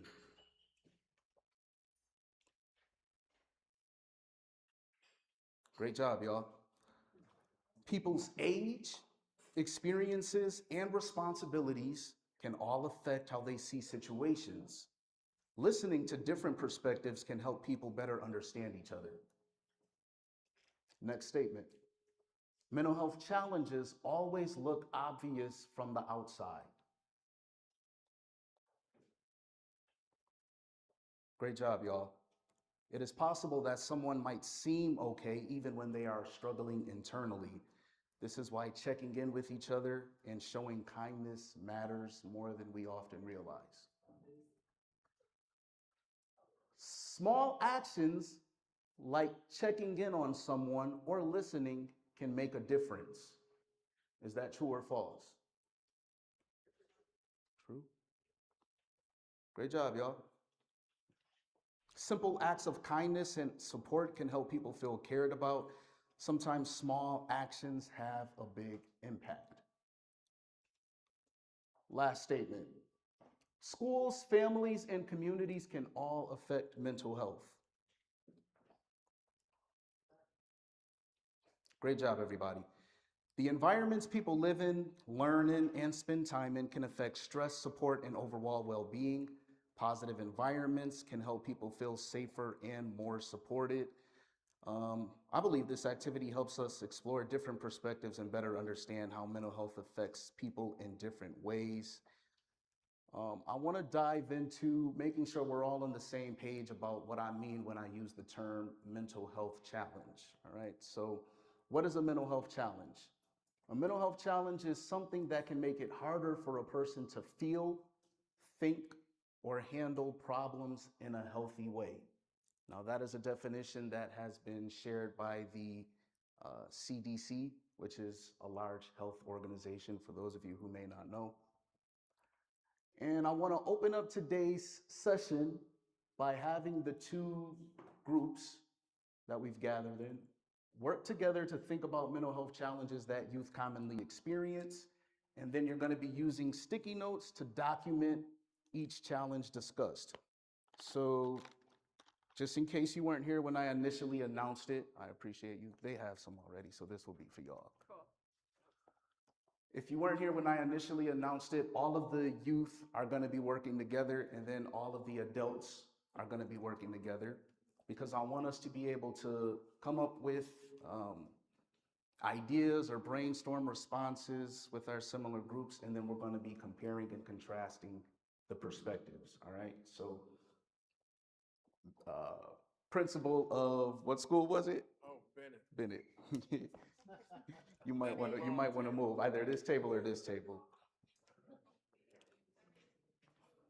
All right, so again, you're going to spend the next 5 minutes working with your group to think about mental health challenges that youth commonly experience, and you're going to be using the markers and the sticky notes on the tables to document the challenges that you're discussing.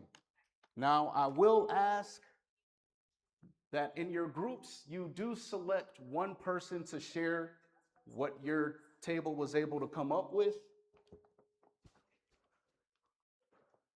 And before we dive into this little activity, I'm going to ask, is there anything I can clarify for y'all? We good? All right, I'm setting a timer for 5 minutes. Again, you're going to be working with the folks at your table to document challenges that youth commonly experience. List one challenge per sticky note.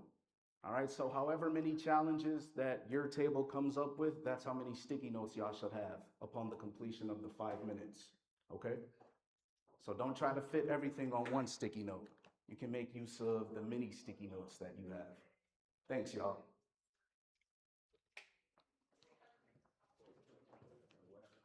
You're not markers? Oh, all right, cool.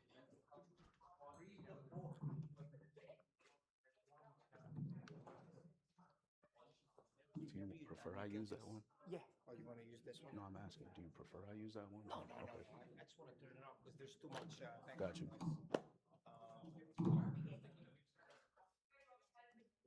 If you ever feel like you need to step out, you can just leave that here because I don't like to Understood. use bathrooms. Well, I will. I'm gonna be moving out a lot, so.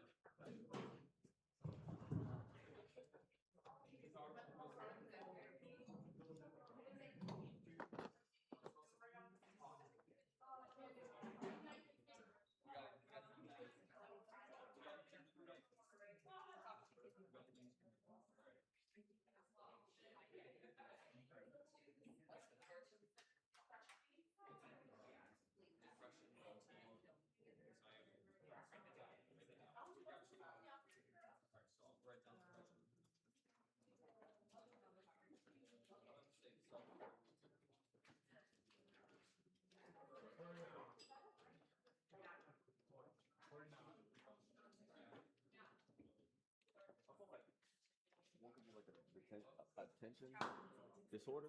Attention disorder. Every disorder I do, You're funny.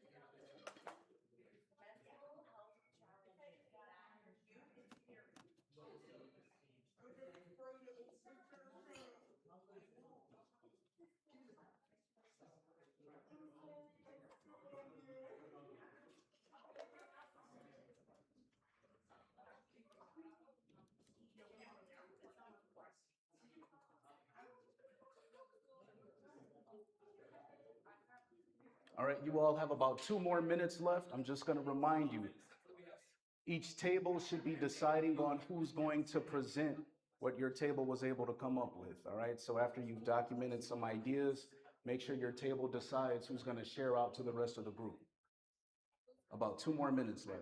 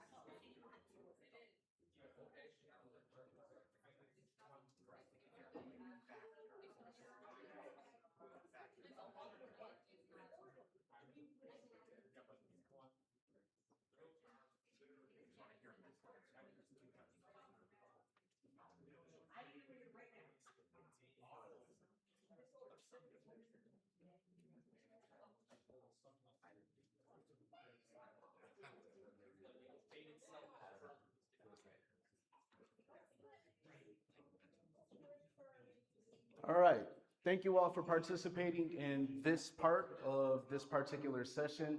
Hopefully, each table has decided who's going to share out for your group. I'm going to be going around the room. Well, actually, whoever's sharing out, I'm going to have you come up with the sticky notes from your table, and you're going to read them off as you place them on this board up here, okay? So hopefully everybody can see it. I bought this board for us to document what we're working on together here today, sharing perspectives, root causes, and coming up with some possible solutions. As you read through the Post-it notes that your table was able to come up with concerning mental health challenges or your perspectives about the common mental health challenges among youth, you're going to place them on this part of the board. I'll be up here to help you. So I'm going to start with the table far to my right, which I guess it'll be y'all left. And make sure you have the sticky notes in here. And again, you're just going to read through them as you place them up on this part of the board, all right?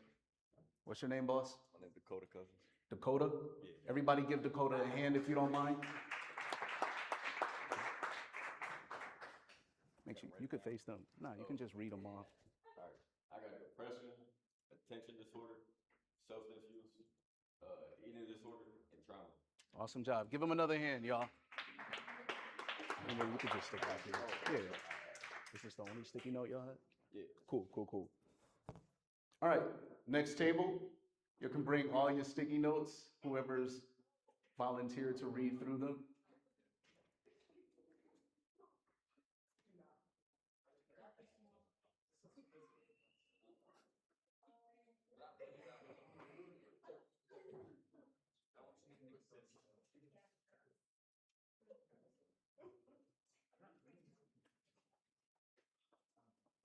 And just tell me your name, brother.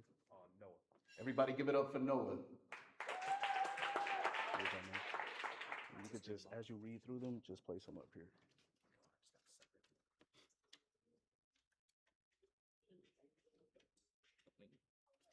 For the first one, we got bulimia. Bulimia. Heard. Bulimia. Heard. Yep, just put it up there. Yep. Next one, we got depression and fatigue. Depression and fatigue. Next, we have intrusive thoughts. Intrusive thoughts. Low self-esteem. Low self-esteem. Disorders such as DID, BPD, bipolar disorder, and OCD. Now, really quick, I just want to make sure everybody is on the same page about what those are. So whoever wrote that one, can y'all break down for us what DID and I appreciate you. Yep, yep. Yeah, I appreciate you, Noah. Thank you. Okay, so DID is dissociative identity disorder, so you have multiple personalities in your head and they confront at different times due to trauma. And what was the other one? Let's see. Yeah. Bipolar depression or bipolar disorder. Heard. Thanks, y'all, for clarifying. We appreciate y'all. And then for the final one we have imposter syndrome. Imposter syndrome. Yes. Appreciate you. All right, everybody give Noah another hand.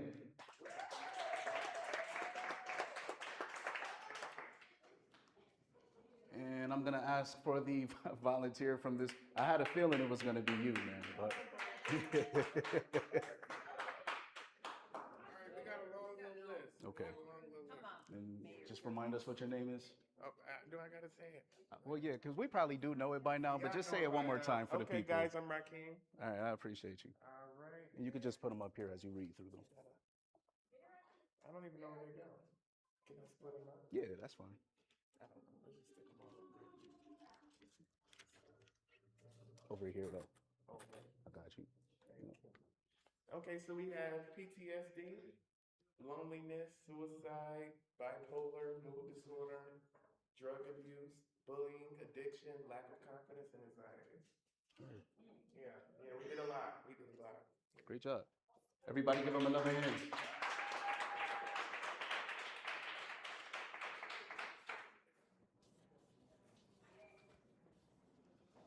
And I'm sure there's some common ground between what you all were able to list and what some of your school staff were able to come up with, but we're getting ready to hear from them, whoever the volunteer from this table is. I think as the adults, we did this wrong. Oh, okay. We did the assignment wrong. Heard. So we said that some of the challenges, and we listed off like actual challenges that we think you guys might go through. We have confidence, poor sleep, social media, food insecurity, sense of belonging, hopelessness for the future, political climate, social conflict, more social media, self-image, confidence. Okay, we also have loneliness, academic challenges, family stress, imposter syndrome, coming from academic struggles, substance abuse, a sense of belonging or feeling like you have direction, depression, and anxiety. Awesome. All right, y'all can give y'all school staff a hand. I appreciate you. Yeah, no problem. Thanks so much. Great job, everybody.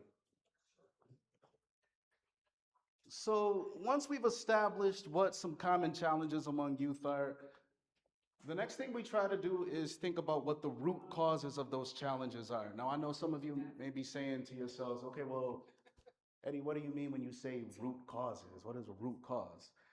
So when I use the term root cause, I'm referring to the deepest underlying reasons for a problem or an issue. And I guess when I think about it, it doesn't always have to be a problem or issue. So we'll say the deepest underlying reason for a thing, but in this case, it's a problem or issue that we're discussing. So to break it down a little bit further,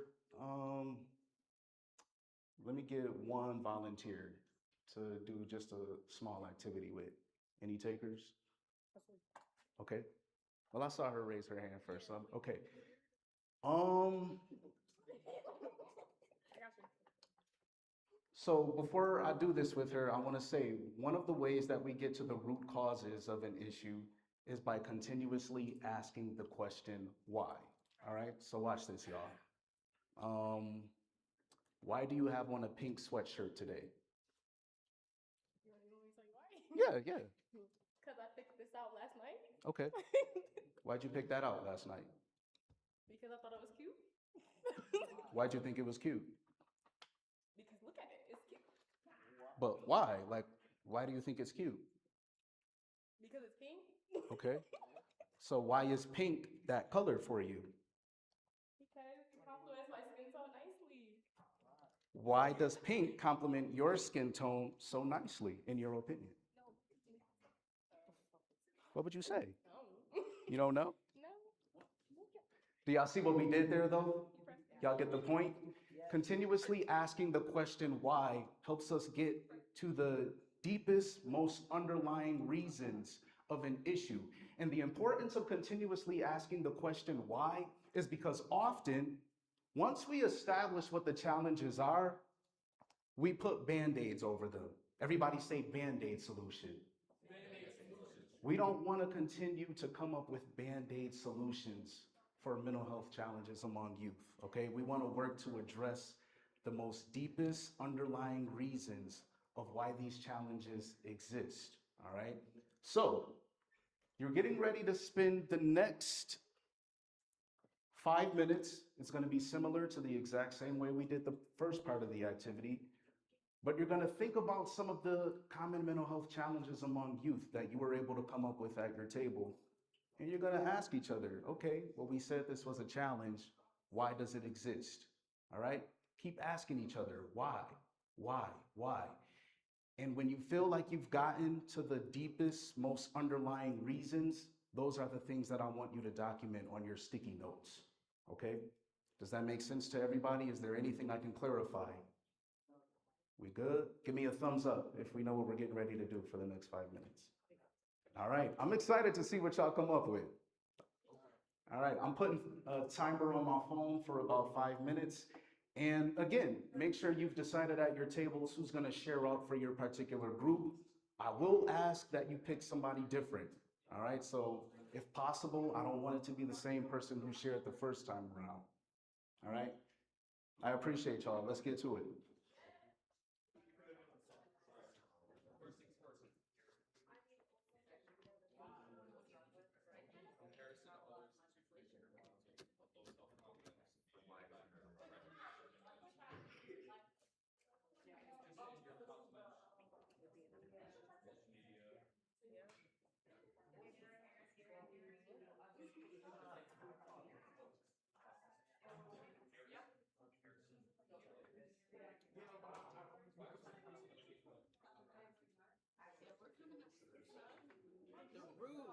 Yes, ma'am.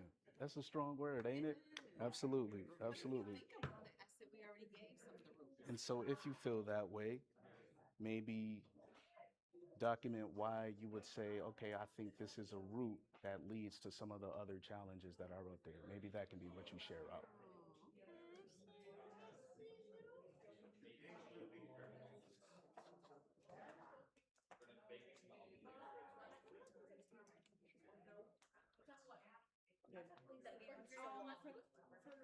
So like being mentally ill, but not realizing it and therefore not getting help. Narcissism. Think about it. If you're, but if you think about it, if you're born narcissistic, you think that you're better than everything else, everyone else. You're gonna. Narcissists, not until they get told. Wow. And even when a narcissist genuinely believes they are Better than everybody, yeah, and that they they're essentially believe they are born better, so they don't, so superior. they can't comprehend not being better. Why? Or could you say? Why are you asking? Yo, Because, bro. Because of the chemicals in their brain. What the because. Okay, wait. What are we talking about? I lost the thought. If we're gonna really get down to why, can we because put, of atoms, the Higgs boson field, and a bunch of other things that hold reality together, okay? And if you're gonna ask why, it's because of math. Oh my god. A lot of and mental, math Guys, is constant. can we just not get a lot stuck of on mental narcissism? a lot of mental disorders are caused by chemical imbalances in the brain. Wow. But can, okay, Genetics. Noah, Genetics. can we put I guess siblings Heritage. having siblings. Why If you they think got about it, you can be compared to Ancestry. your Why they siblings, and study- you put down to your siblings. Like my dad says to me, he's like, aren't you as good as your brother? Your brother's an honor roll. So I love this. I love this discussion that y'all are having. Well, there's not a but. There's not a but. I love this discussion, and I want you all to challenge yourselves to use language that is positive and increases awareness instead of something that has a negative connotation. So if we say a root cause of a mental health challenge is that someone is a narcissist, that has a negative connotation. Y'all understand what I'm saying? So I love the discussion, but challenge yourself to think about the reasons beyond just that person. Childhood trauma. That'll be Right. really important because a lot of people they know mental health. How y'all doing over here? Oh, okay. So, so what we're currently doing is coming up with root causes for the mental health challenges that you identified in the first part of the session. So, do y'all know what root causes are? What I mean when I say root causes? Yeah.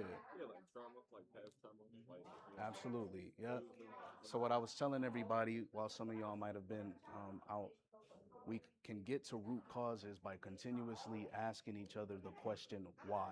All right. So or why is it happening? So if I was to ask you, why you got on that polo, what would you say? Well, I got a good reason for that. My boss told me I had to sit on for this. Understood. Why? Why did your boss tell you that? So we can look good for this whole thing. Yeah. Why did your boss want you to look good for it? Just for success and everything, opportunities. Why? Ooh, I like that. You see, but y'all see what we doing? Y'all boys see?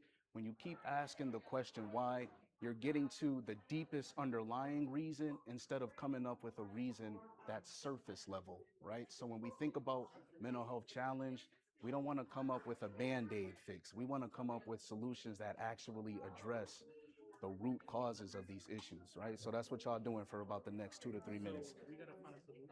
No, you're gonna find root causes. Root causes. Just identify the root causes, all right? And then make sure you document them.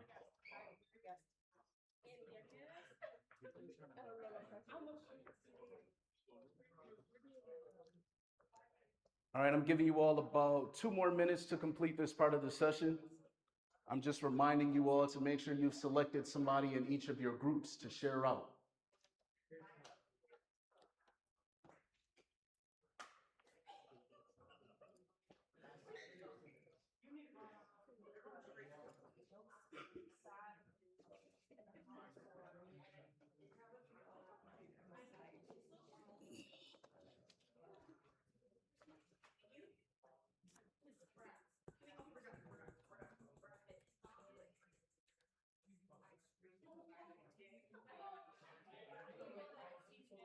My phone.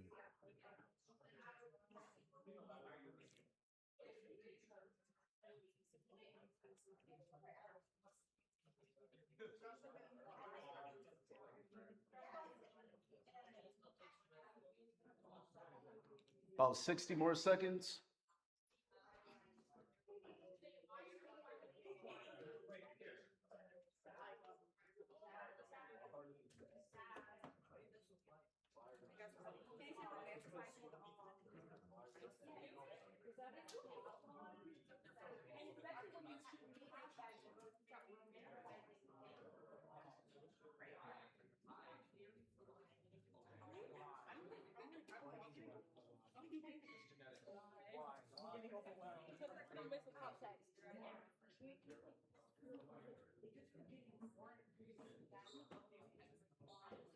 All right, everybody, thank you for engaging in this part of the session. Just a reminder, I have asked that you select somebody different at your table to share out this time. So do your best to not send the same person who shared out last time. I know that previously I started on that side of the room, so if it's okay, this time I'm gonna start on this side of the room.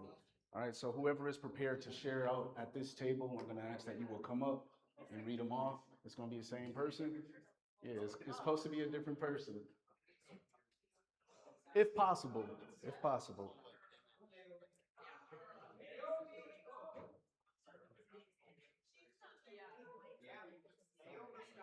I'm emphasizing if possible because this is a safe space. I don't want anybody to do anything that they're uncomfortable with. So if you're uncomfortable with sharing out and we can't get anybody differently, it's cool.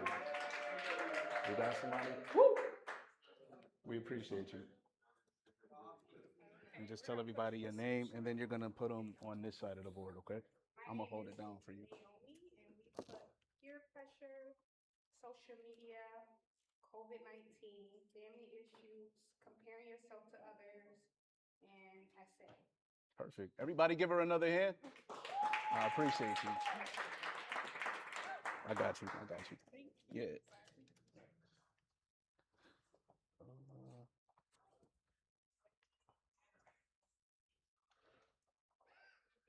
All right, again, I'm working my way opposite, so I'm gonna go to this table next. Whoever's prepared to come up and share root causes with us.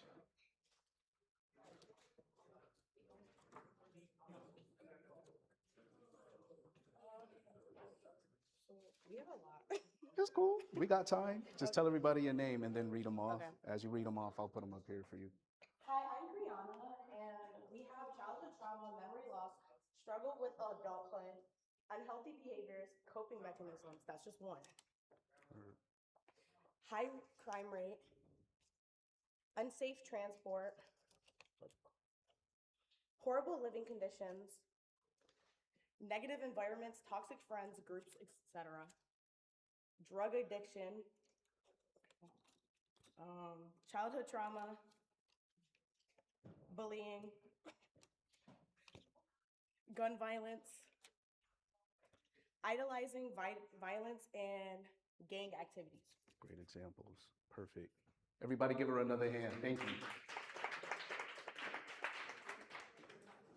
Gentlemen, just tell everybody your name and then you can read them off. My name is Michael Martinez. And then you can put them on this side. One, we got sexual abuse. Two, parent neglect. Three, living issues. And four, death of loved ones. Awesome. Everybody give them another hand. Great job, bro. Great job.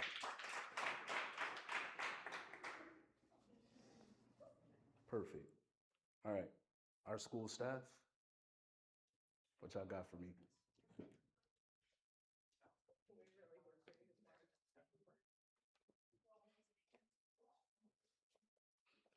All right.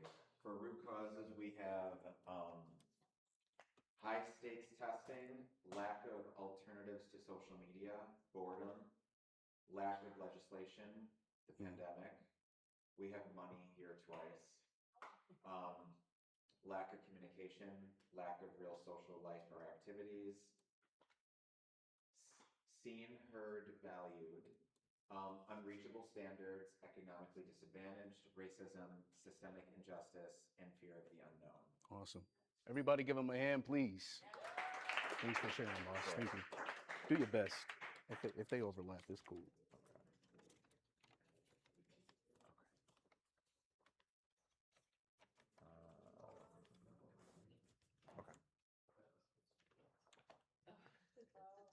I'm impressed with everybody, but especially impressed with our youth. When I think about some of y'all responses and the work being done in public health and public safety, you all are basically already public health experts, all right? When we think about root causes, so much of what we sit at tables, we get paid to sit at tables and discuss this type of stuff for hours. And sometimes the things that it takes people hours to grasp, y'all were able to come up with it in a matter of minutes, right? We use a term, social determinants of health. Can everybody say that? Social determinants of health? One more time, social determinants of health. Awesome. So these are going to be the things that affect our health and well-being, but they're social determinants, right? So we don't commonly tie them to health, but they do in fact fact affect our health. So somebody listed transportation, right? Somebody talked about what's family history or trauma, right? All of the things that we so commonly overlook, those things matter. Those things contribute to the mental health challenges that are commonly prevalent among youth. Now that we've identified our perspectives on the common challenges and we've asked the question why to identify root causes, I'm going to ask you all to work together to come up with solutions. Now, this will be the part of the session where the school staff will join tables that our youth is at. And I want y'all to really spend some time talking about what you want to see, right? How can we address these root causes? And I want to really encourage y'all, you have more power than you think. Your voice is important, your voice matters, and when you speak, we are listening, all right? So I want you to know that this is a safe space for you to express what you really need, right? We've identified the root causes. What are the things that you think will help to mitigate or eliminate or prevent some of these root causes, all right? Now, one of the things that I like to say during this part of the activity is it's give and take. And what I mean by that is, while this is a safe space for you to tell those that are working at your school what you need from them, I also want you to challenge yourself to think about what you can contribute as well, all right? So yes, we need to tell school staff what we need from them, but it's important for us to look within and think about how we can be a part of the change as well. Does everybody understand what I'm saying? All right, so again, the school staff are getting ready to join y'all tables. And yes, it's important for you to tell them what you need from them, but I really, really, really want y'all to also think about how you can become committed to the work as well, right? In your networks, in your friendships, right? With the people that you talk to every day, what can you do to be the change in addition to what you're asking from school staff, all right? So I'm gonna give the school staff about 60 seconds to make their way to a table where youth are present. And again, we're getting ready to spend the next 5 to 7 minutes to work together to talk about possible solutions, all right? Per usual, I'm gonna ask that at each table, we select a volunteer to share out with the rest of the group. And upon the completion of this particular part of our session, it should be about time for the next speaker to come on, so. As long as everybody knows what we're getting ready to do and understands, I'm gonna put about 5 to 7 minutes on my phone, and I'm looking forward to hearing what y'all come up with, all right? Let's get to work.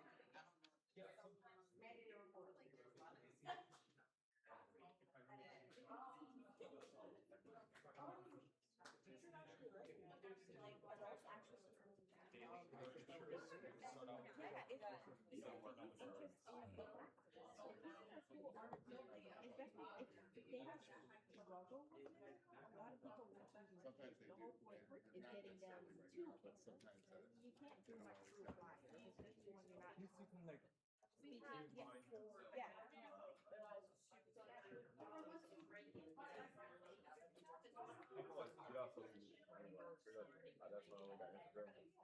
No TikTok, that TikTok, it's not good for you. It makes you, it can make you jealous. It can make you like, feel like other people are better than you. Other people are better than you. Like, jealous of what other people have, angry. Yeah, meeting for mental health providers.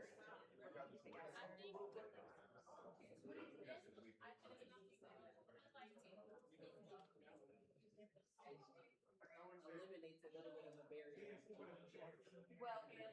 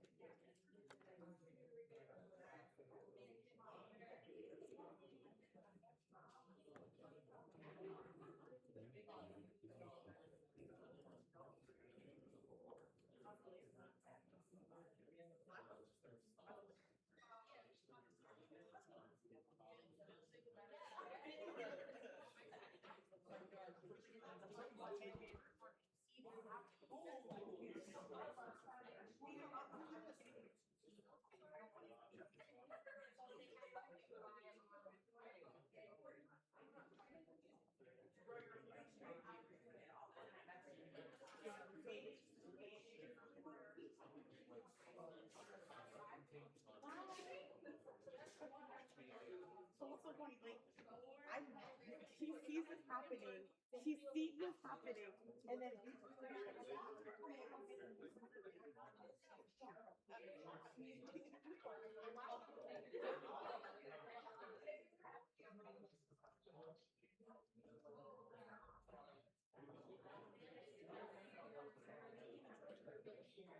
All right, I'm giving y'all about 30 more seconds to wrap up those last few thoughts. Make sure they're documented and make sure somebody from your table is prepared to share out as we get ready to close this session.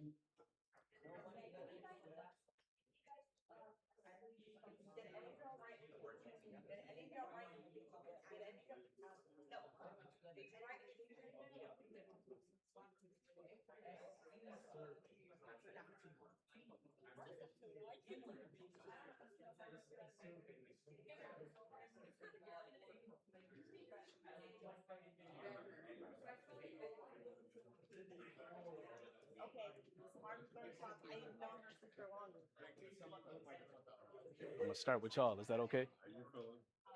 You said what, bro? Y'all good? Who's going? Yeah? All right. we're making him do all the work. Whoever is comfortable. If you're not comfortable, bro, you don't have to. Okay. All right, everybody. When you get up there, tell everybody your name, and then you're gonna place it in the middle. Yep, yep.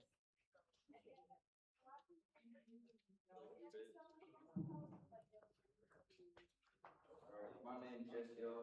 I feel soccer with confidence, being supported, eating healthier, sleeping better, and taking a break off social media. Awesome job, brother. Everybody give him a hand. Appreciate you. Can I get a volunteer from the next table? Y'all got me?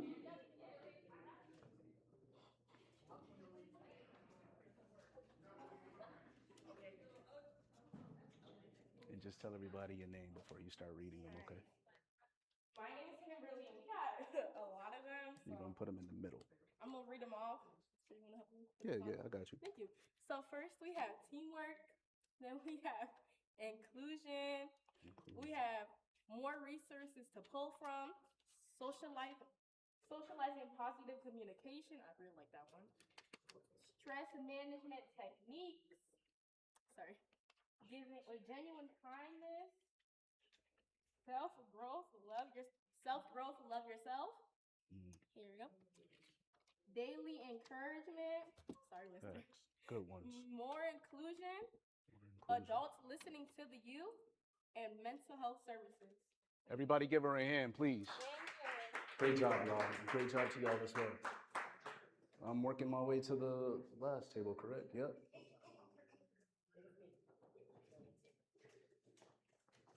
Just tell everybody your name before you start reading them. Hi, my name is Afifa from the IT Help Desk. We have safe space, no judgment zone, re-engage families, student voice advocates, more counseling, more people who cares, professionals in the field that look like us, more community centers with scheduled events regularly, proactive counseling, normalize going to counseling even though there's no need of it, but I don't know what she said, but yeah. Awesome job. Everybody give her a hand, please. So the clock is approaching 11:30 really quick. As we wrap this up, I want you to think about the discussions that you had when students and school staff were gathered at the same tables, okay? Everybody say the word accountability. It's okay for y'all to hold school staff accountable to what they said they were going to, do, but also please know school staff is going to be holding y'all accountable to contribute the parts of yourself that you said you would give.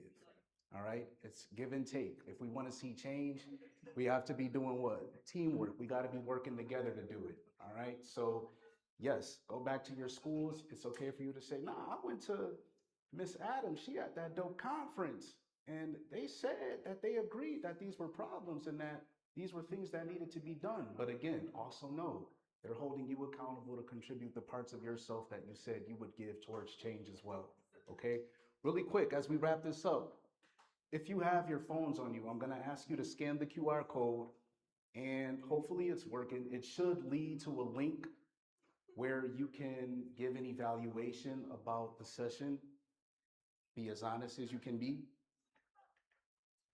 And I hope that during the past 45 minutes, you've learned something new or felt empowered to contribute more towards change in your friendships, in your school, in your neighborhood, in the workplace, if you have jobs, all right? And as people get ready to make their way into this space, feel free to continue to knock out that survey for me. And I appreciate y'all for your time, all right? Great job today, everybody. Thanks, y'all.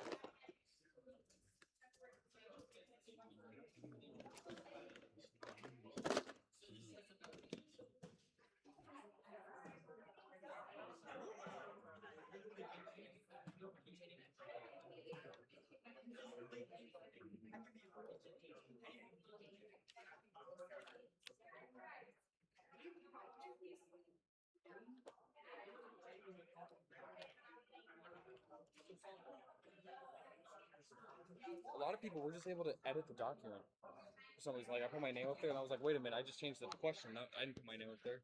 Let me see, bro. Put name, enter your. Oh, so you know what? Yeah. That's good to know. Can you do me a favor? Yeah. Can you show that to let me see, bro. Yeah, see, like I it's put making you change the question, yeah, but and they not went into enter it and they the saw my answer. name. Yeah, so yeah, just let her know that for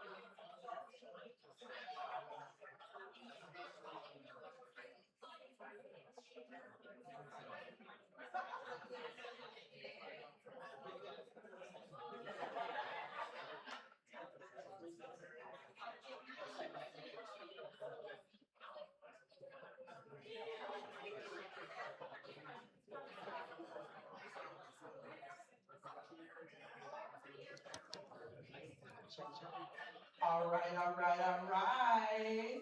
We are still in the morning, so I still will greet you with a good morning. How was your session? If you enjoyed your breakout session, let me hear you say, yeah. If you really enjoyed your breakout session, let me hear you say, oh yeah.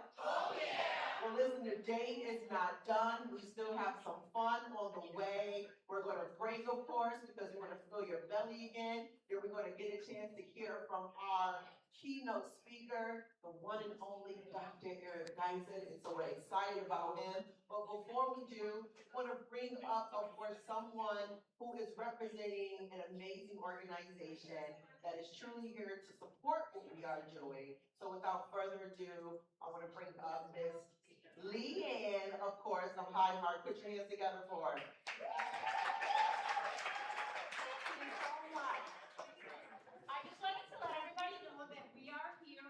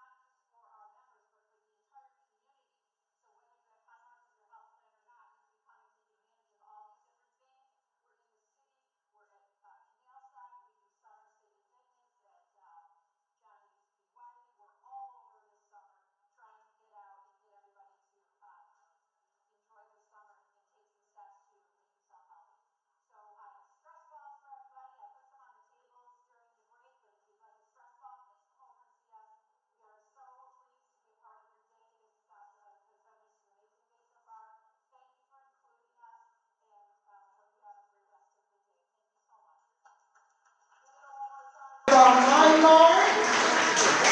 All right, so listen, I'm going to give you the nice rundown before we get into the rest of the details, of course. And so we have our second session that's going to be really great, and I hope you all are excited about them. So in the main room, right here, we have Zumba with J3 Fitness. Everybody clap it up for J3 Fitness. So I want you to get ready to move, sweat, and bring that energy. Of course, in room 2, we have line dancing and art with Janie, a new one of mixed movement, creativity, and connection. So make sure you identify and get your shoes ready for that one. And then out on an outdoor patio right in front of us, we have yoga, a chance to stretch, breathe, and reset, all right? And then in the lounge, we have the decompressed in with Kim, and you'll get a chance to get into a calm space, relax, release, and recharge. Can we all say relax, release, and recharge? And that is indeed what we are about to do. So of course, soon we'll be getting into lunch, but I do believe we're going to get right into our keynote speaker. And I'm excited because oftentimes, you know, our principal, the late great, of course, Mrs. Barton, Miss Crystal Barton, used to always tell us that you have to expand and go do different things. There used to be a conference that she would do at our school with Black History, and she would make us learn about our individuals who were doing great things in our community, and this man was one of the persons that was listed. And then she would encourage us as we got older, and I was working for her, and she would say, Miss Viverette, and her voice was so stern, and it still scared me as an adult, because she was that great of a principal. She would tell me that I would have to expand and go out and do things. So I would go out to the different events that are happening in our community, like the caucus in DC or the one in Albany. And then I got a chance to hear him speak there. And each and every time I hear this gentleman speak, it just gets greater and greater because it just marinates within. So without further ado, I'm going to introduce to you our our keynote speaker. He's none other than Dr. Michael Eric Dyson, one of America's most influential political intellectual authors, professors, and cultural commentators. A distinguished scholar and ordained minister, Dr. Eric Dyson currently serves as a distinguished university professor at Vanderbilt University and has taught at some of the nation's top institutions, including Georgetown, Columbia, Brown, and Princeton.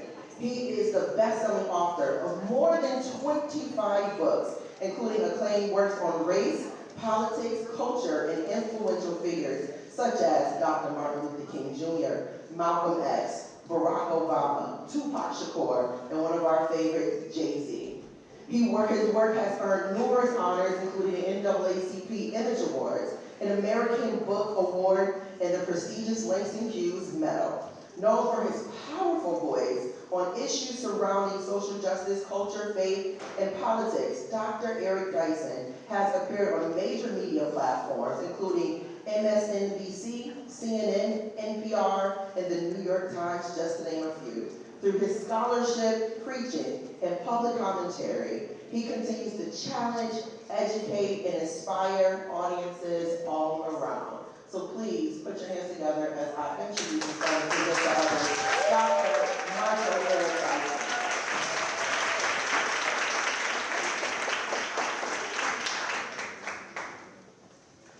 Thank you so kindly for that introduction. I got one question for y'all. What time is it?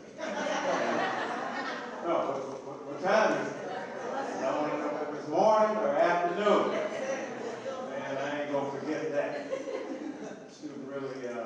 The students were amazing. Give them some love.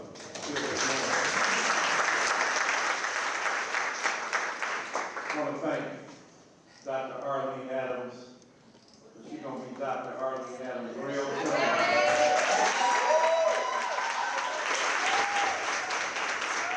We go back like babies and pacifiers. Y'all don't get that, you young people. Old dirty bastard, I know you don't, that's not an insult, that's a rapper. ODB.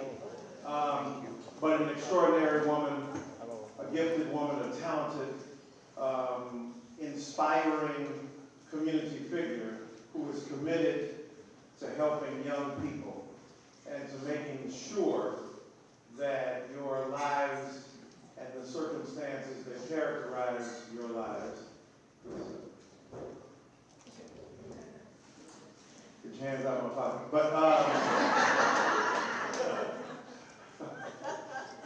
But a woman who is deeply and profoundly committed to making sure that the students, yes, and even more broadly, are taken care of. So give her a round of applause again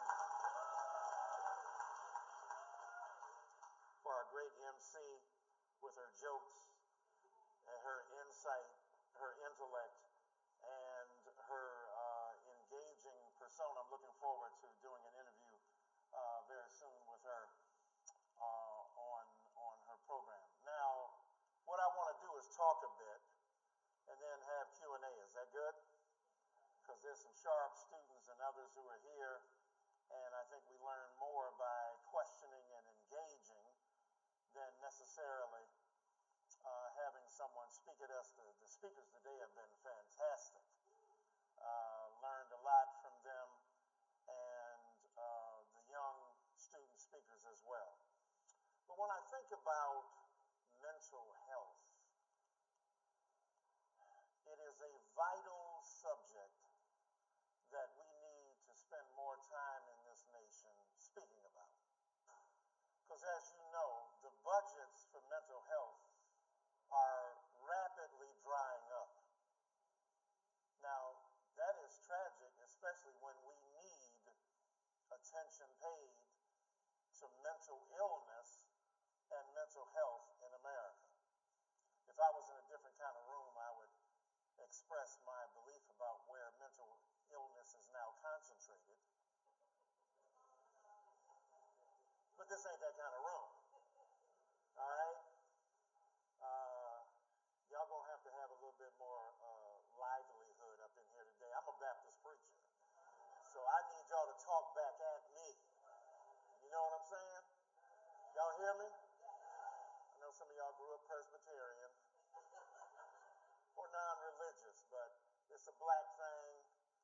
terms of a Baptist ethic.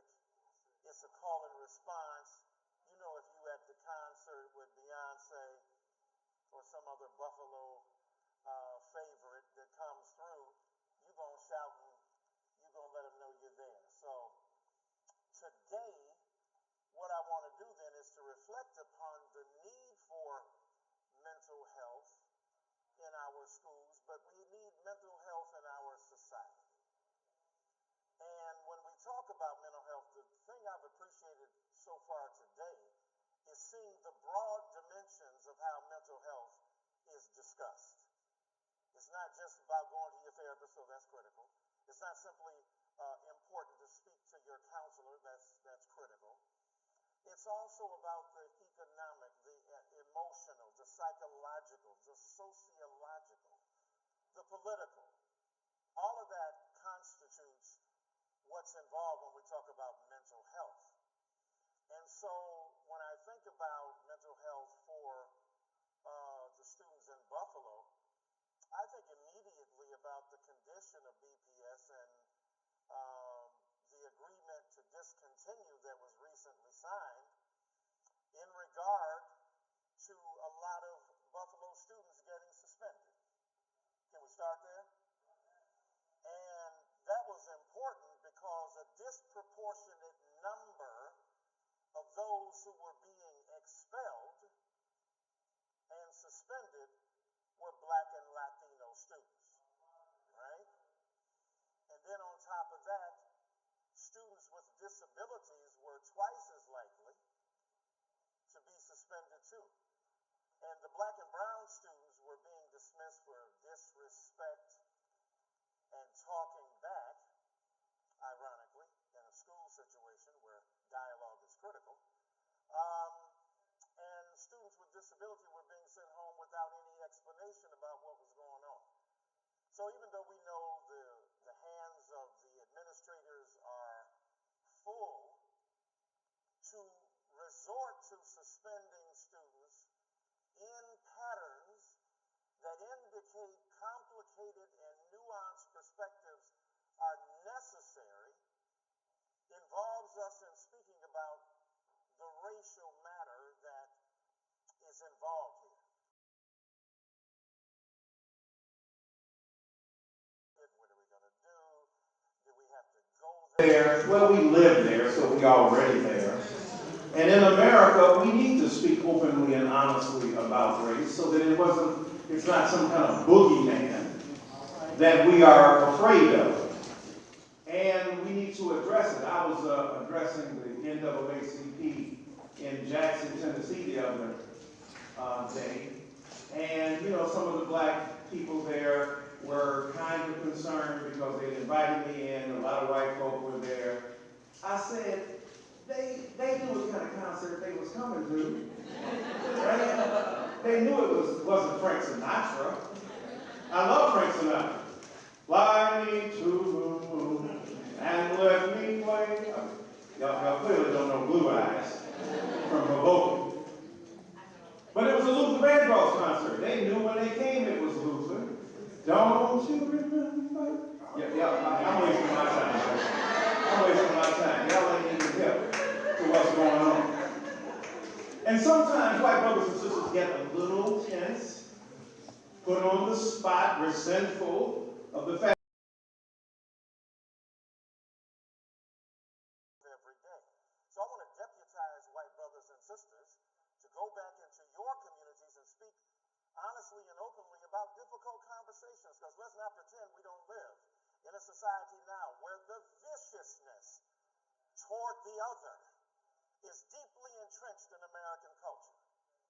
And so across the board, we have to be honest and open about that. And if you're feeling upset right now, let's talk about it during Q&A. Challenge me about what that might mean. Because the mental health of people of color, as well as those who are poorer, who happen to be white, along with those who are marginal, those outside of the urban arena, those in rural society, all of that is at stake right now. But when I start with BPS and the disproportionate concentration of those of color who are being expelled or suspended, that means we have a systemic problem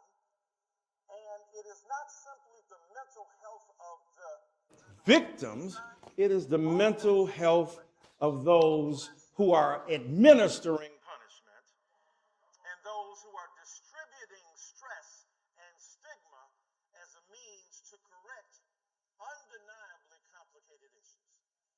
So when I think about mental health, I think about the emotional, the psychological, and the social. So I'll talk about those for a minute, and then we'll open up for Q&A. Is that good?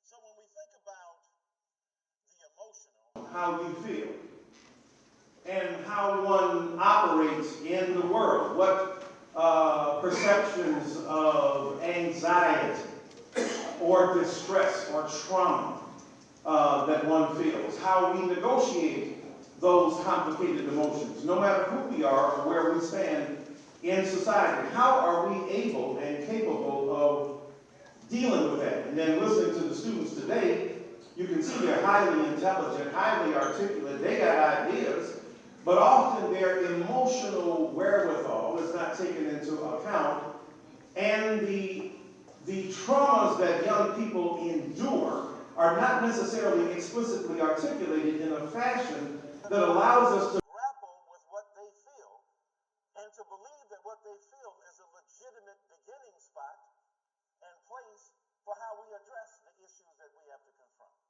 So the emotions that we have are extremely important. And how you feel. This is why Doechii sings about anxiety. I don't know if y'all listen to hip hop. I'm not sure in Buffalo if the hip hop wave has come here. I don't know. Y'all might be a country music town. I live in Nashville. I don't know if y'all hip to country music or not. I don't know if y'all hip to any kind of music. Y'all, the level in this room, I'm going to have to raise it up just a little bit. What kind of music do y'all listening to? Maybe hip hop? Maybe it's opera. Maybe y'all like classical music. Maybe you like some Stradivarius informed music. But when you think about the musical landscape, whether it's Kendrick Lamar or Doechii, people speak. Y'all heard of Kendrick Lamar? Okay.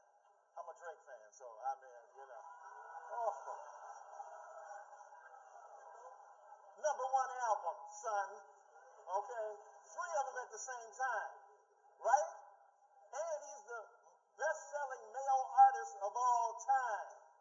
So get your little booze in order, because boo, it don't make no never mind. What did Drake say? Jealousy is just love and hate at the same time. So, I'm trying to bring light-skinned people back. It's been rough. Turn to your white neighbors and explain that later. Light skin, dark skin, it's an internal thing.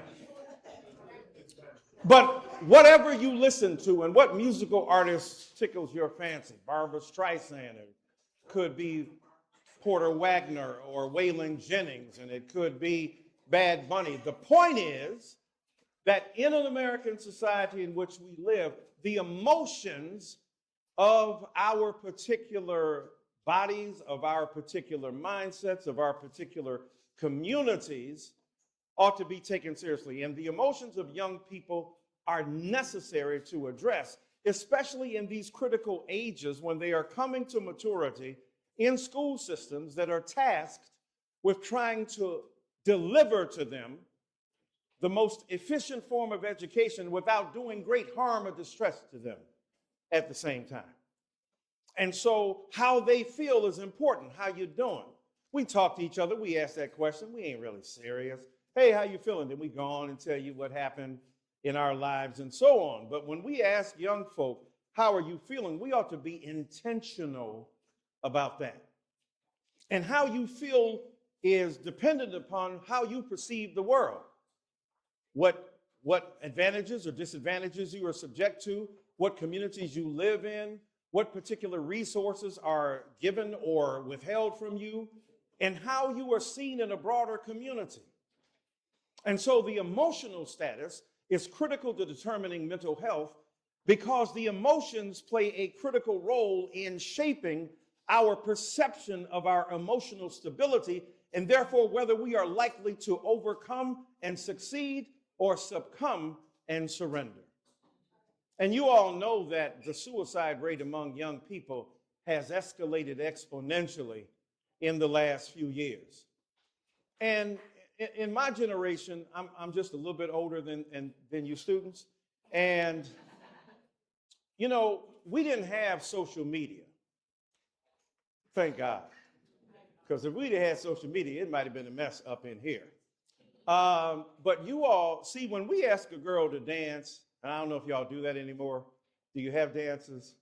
And then when you go to the dance, you ask the young lady, hey, may I have this dance? And she'll turn you down. No, get out of my face. Thank you.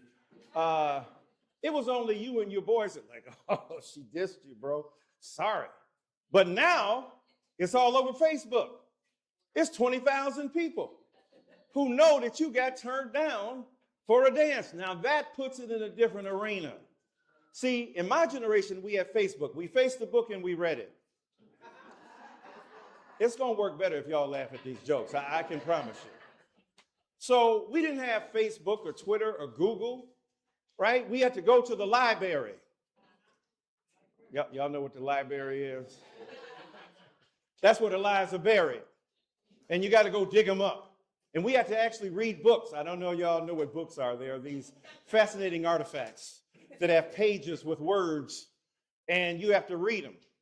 And so we had to go look up. We didn't have access to Google, which is amazing, because Google can save you 2 or 3 weeks in terms of research. We had to go to the library. We had to look at the Reader's Periodical. Y'all don't even know what that is. And then go to the card catalog. You have no idea what I'm talking about. And then look the book up, and then go to where, 187.6. That wasn't a radio station. That wasn't R&B, right? That's where social science was. And so it was a different process, a physical process of engaging in learning, thumbing through pages. Now you have digital access where you can digitize entire libraries and you can have access to information. We have more information, but less knowledge. And so the emotional well-being of young people is exacerbated by a digital era that magnifies the experiences you have to millions of people, hundreds of thousands of people, to many others who are beyond your immediate circle. Now you're the victim of being bullied online. Now somebody is encouraging you to do things that you shouldn't do. Now they're messing with your mental health and encouraging it. You've seen these recent trials that have come about where either an AI or a bot or some kind of digital intervention has encouraged young people to do dastardly deeds to their own bodies, to even take their lives. So the emotions are critical. And we look at Buffalo, we know that these are tense times. We know that Buffalo has been an incredible city in many regards. It has also seen a spike in violence. Even more recently, there are big conversations about what's going on. So the emotional security and stability of young people is extremely valuable. And we have to talk about trauma. And we can't condescend as older people and look at young people, get over it and move on. Because it's not the same world as the world we occupy. So the emotions are quite critical. But not only the emotional, the psychological is important as well. And emotions are what you feel. The psychology is the cognitive, the mental characteristics, what you think, how you process what you feel, how you process what you perceive, how you process how you are viewed. And so the psychological is quite critical because we're trying to maintain stability in the midst of a society and culture that may not always understand young people, that may not always acknowledge their critical roles in the perpetuation of society. What I love seeing here today is the valuing of and prioritizing of knowledge of young people, the insight that young people have. The psychological advantage to that is that you reinforce a sense of self that is critical for young people to grow and nurture. Now, when we think about the process of education, it's always already tough to be in any institution, any school, where you're trying to compete and cooperate at the same time, where you're trying to get the best grades you can, but at the same time, you're trying to strive for the attention of the teacher. You're trying to make sure that your lessons are done well. You're trying to make sure that you perform at the height of your capacity. And at the same time, you're in a social situation where the competitive edge is there, but also learning to cooperate with those who are your friends, your buddies, your pals, your boos, and so on. So for me, when we think about the psychological is critical because it's about the cognitive. And the cognitive is about the ideas that persist, the concepts that persist, the self-perception that persists. But you don't get a sense of who you are outside, merely inside your own brain. It's reinforced by teachers who say, good job, Johnny. Great, Sally. Shaniqua, that was remarkable. Let's then encourage young people to stimulate their appetite and their aptitudes. And teachers are critical to that. Professors are critical to that. Administrators are critical to that. Those who are in our institutions whose responsibility it is to govern these young people, it is critical and vital that we reinforce the good things that they do. Why is that important? Because you're a human being. You like to be rewarded for the good things you do. You like to be told that your hair looks nice today, that your nails are on fleek, that your shoes look great, that your breath doesn't stink, that you are a responsible human being, right? All of us like to have what Dr. King called the vitamin A to the ego. So in the psychological arena, the cognitive ability to process what's going on with us is dependent upon those who will affirm the value of who we are as human beings. And then finally, the social. And this is where it gets tricky, and we have to be honest and open about the situation and circumstances that we confront. Every child is not equally valued,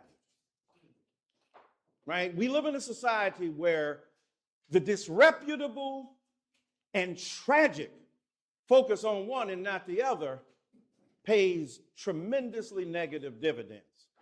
Now, I teach at a college, at a well-known HBCU called Vanderbilt. Okay, y'all, yeah. Okay. Y'all know what an HBCU is? Y'all know what Vanderbilt is?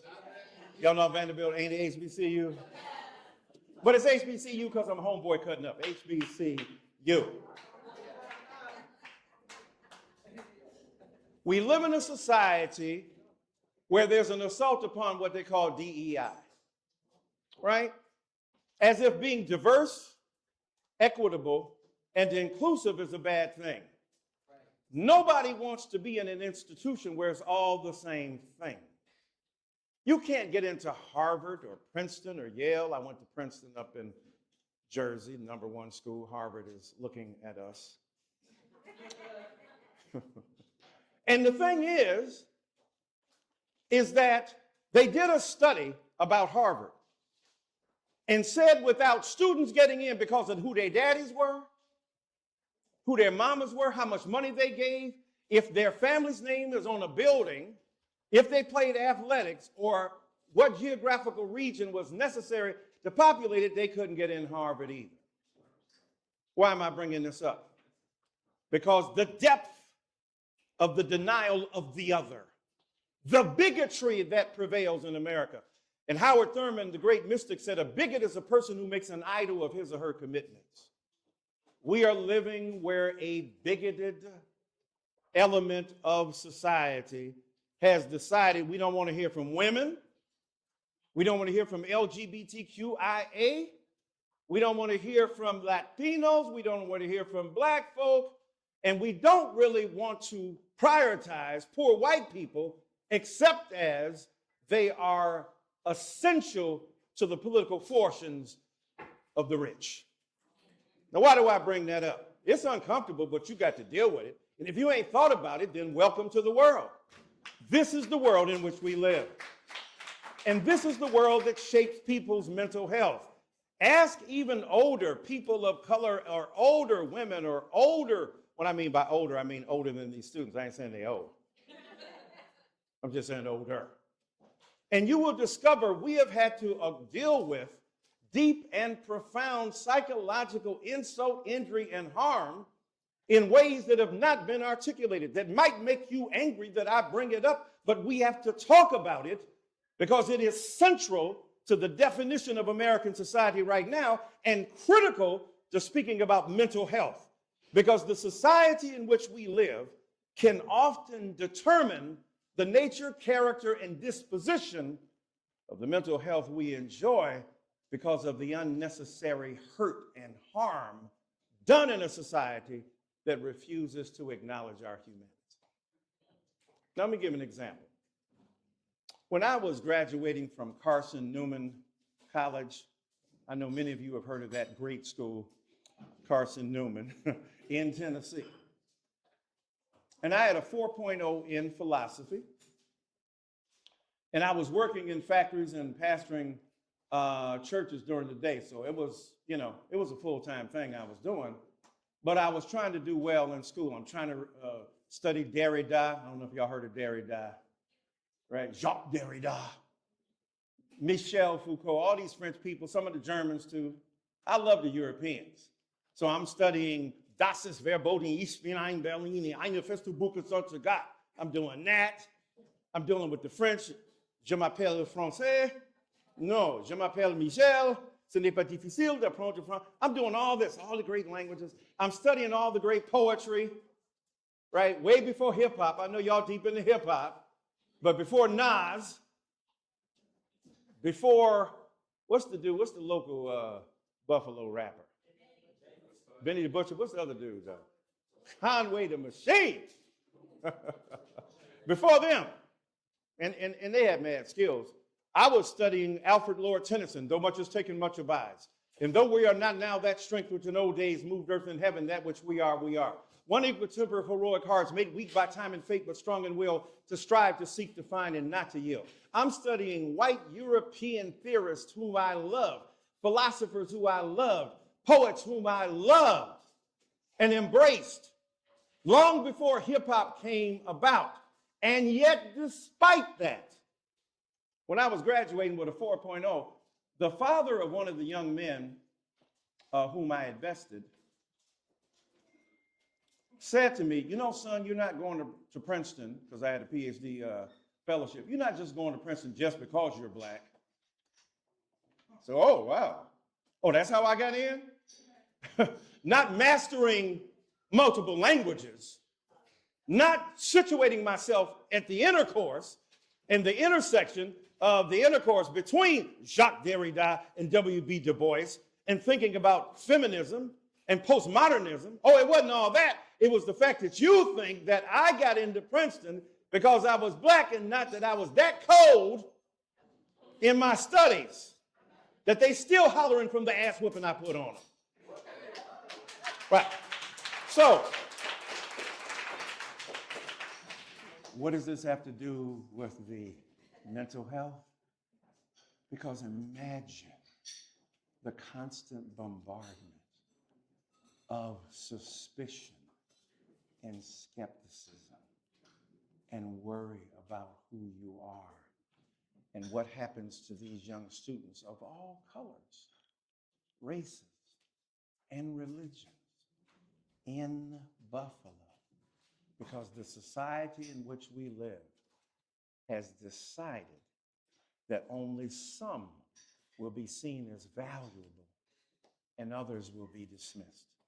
And your job, my brothers and sisters, is to embrace every student here, white and black and brown and Latino, the whole range, Asian, the entire range, and reinforce the value that they possess so that even with the difficulties of a dominant society that refuses to acknowledge their humanity, BPS will uplift them and show them that they have a great future and that the encouragement that you can offer will often be the key to transforming their lives and making Buffalo a better society and indeed the United States of America. So thank God for what y'all do. I'm gonna end now and open it up for Q&A so we can have some dialogue. Is that good? Thank you very much.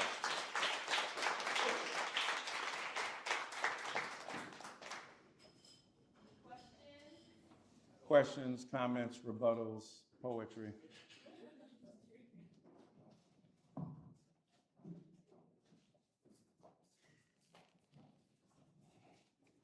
How old are you? Me? How old do you think I am? Like 65? Oh, okay.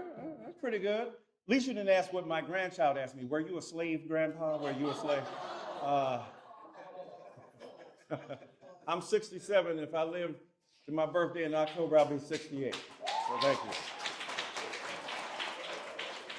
I mean, you got some, what you got? What you got? I'm too old to be talking hip hop, but what do you think? First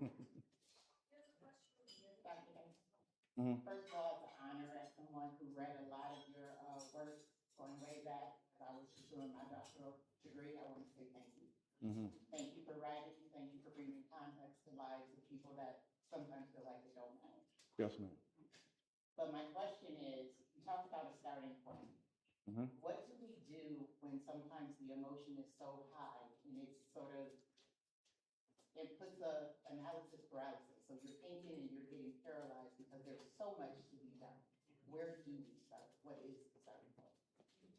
Yes, ma'am. Thank you for your kind words. Look, the thing that should be apparent to us is that we in this room, everybody in this room, I don't care what your race is, I don't care what your class is, I don't care what your color is, I don't care what your religion is, I don't care what your social pedigree or social standing is, we're all human beings, right? So we begin with the obvious that we are all human beings trying to maximize our potential gift and talent in the world without the unnecessary impediment of other elements that would bar us from achieving our goals. That's number one. But number two, we don't have to be caught in the paralysis of analysis if what this conference is about the impact, the actual consequence, the action that can be taken in order to relieve a harm, address an injury, or move forward in a positive way that will help the students become the best that they can become. So we talk about paralysis of analysis, but I've seen the paralysis of ignorance. I've seen the lack of serious insight. I ain't gonna call it, the tragedy is we have a president who calls women stupid. I don't even know what are you doing, bro? Right, what are you doing? And we can pretend, let's not talk about it because it's uncomfortable. This is not Democrat versus Republican. Read my book on Barack Obama. I got criticized citizens of both sides. But I'm not a both sider because both sides ain't equally responsible. When you have the head of a state calling women stupid and dumb and insulting people of color, I literally took a cab over today. This is a true story. The young man was from India, from Bangladesh, sorry. And he said, Professor, seeing you, television, so on. He said, please answer me this question. Why does he not like us? Now, he didn't ask me who he is, I knew. He says, because we don't want to be a burden. We want to be an asset to America. My wife is getting a PhD in electrical engineering. I'm getting a petroleum engineering. I was like, yeah, okay, that's good stuff. I wanted to be one of those too, but I decided to go in another direction. So my man is saying to me, why does he behave this way when all we're trying to do is do the right thing? And I said, sir, we don't want to reduce the size and shape of America to one human being. But if we don't want to do that, we have to contest what we see as the worst of America in deference to the best of America. And the reason I think that's critical, and the reason I think that white brothers and sisters play a critical role, because there's some white folk who ain't gonna never listen to what I got to say.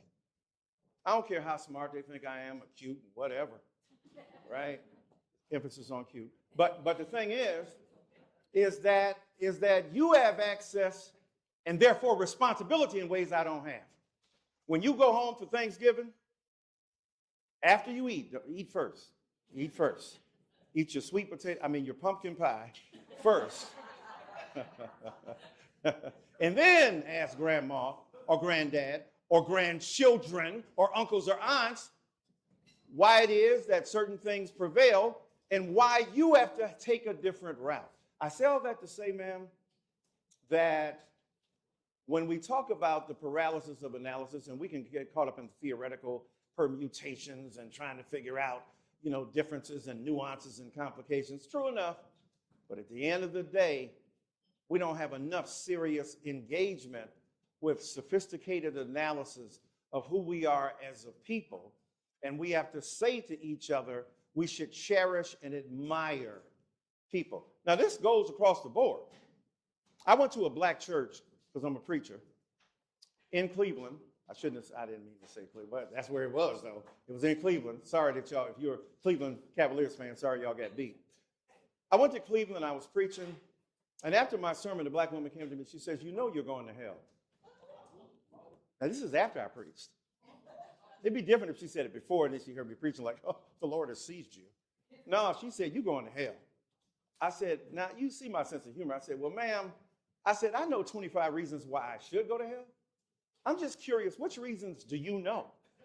Because my phone is locked. That's 15 of them right there. She didn't think that was funny. She said, you're going to hell because you said God made gay people. I said, and you think I'm going to hell? I said, baby, let me tell you how it works. Either God made everybody or God ain't made nobody. Ain't no in between. Like the second shift, God came in on Wednesday. Y'all, come on, man. I'm going on the road with Chris Rock and Dave Chappelle. Y'all, I ain't wasting my time with y'all. So the thing is, ain't no second shift. God came on and said, I'm going to make gay people or women or lesbians or black people or Asian, right? That ain't how it works.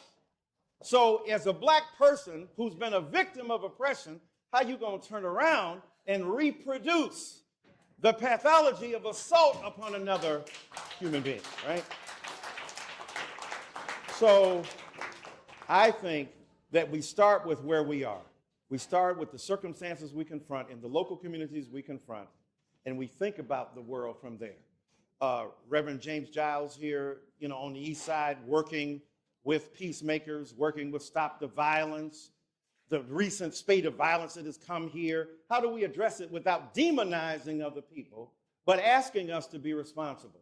So that ain't no theoretical thing. Again, what Dr. Adams meant, impact. What is the impact? The if you will, practical consequence of the action we take in order to enable others to become better. So I would start with where we are to move forward. Thank you.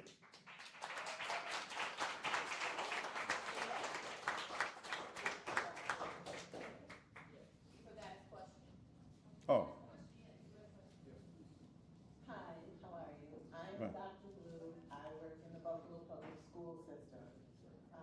My question is, what role should educators in our district play in helping our students process the racialized violence within the classroom and its mental health impact without re-traumatizing them and understanding the environment in which they come from to help them gain better insight of what our students have to deal with on a daily basis?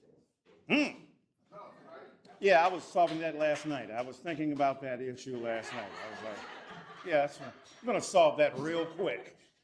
Because that's something real simple. That's like asking me about Einstein. That's a great question. It's difficult because there's so many stakeholders implicated in that conversation. You're in a classroom.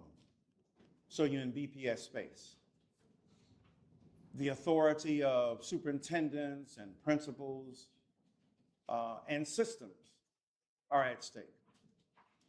And then you've got a multiracial classroom where the needs of students are not the same, where the level of awareness is not the same. Even for those who are victims of certain forms of oppression, they don't have to always understand. They know it hurts, they just can't explain why, right?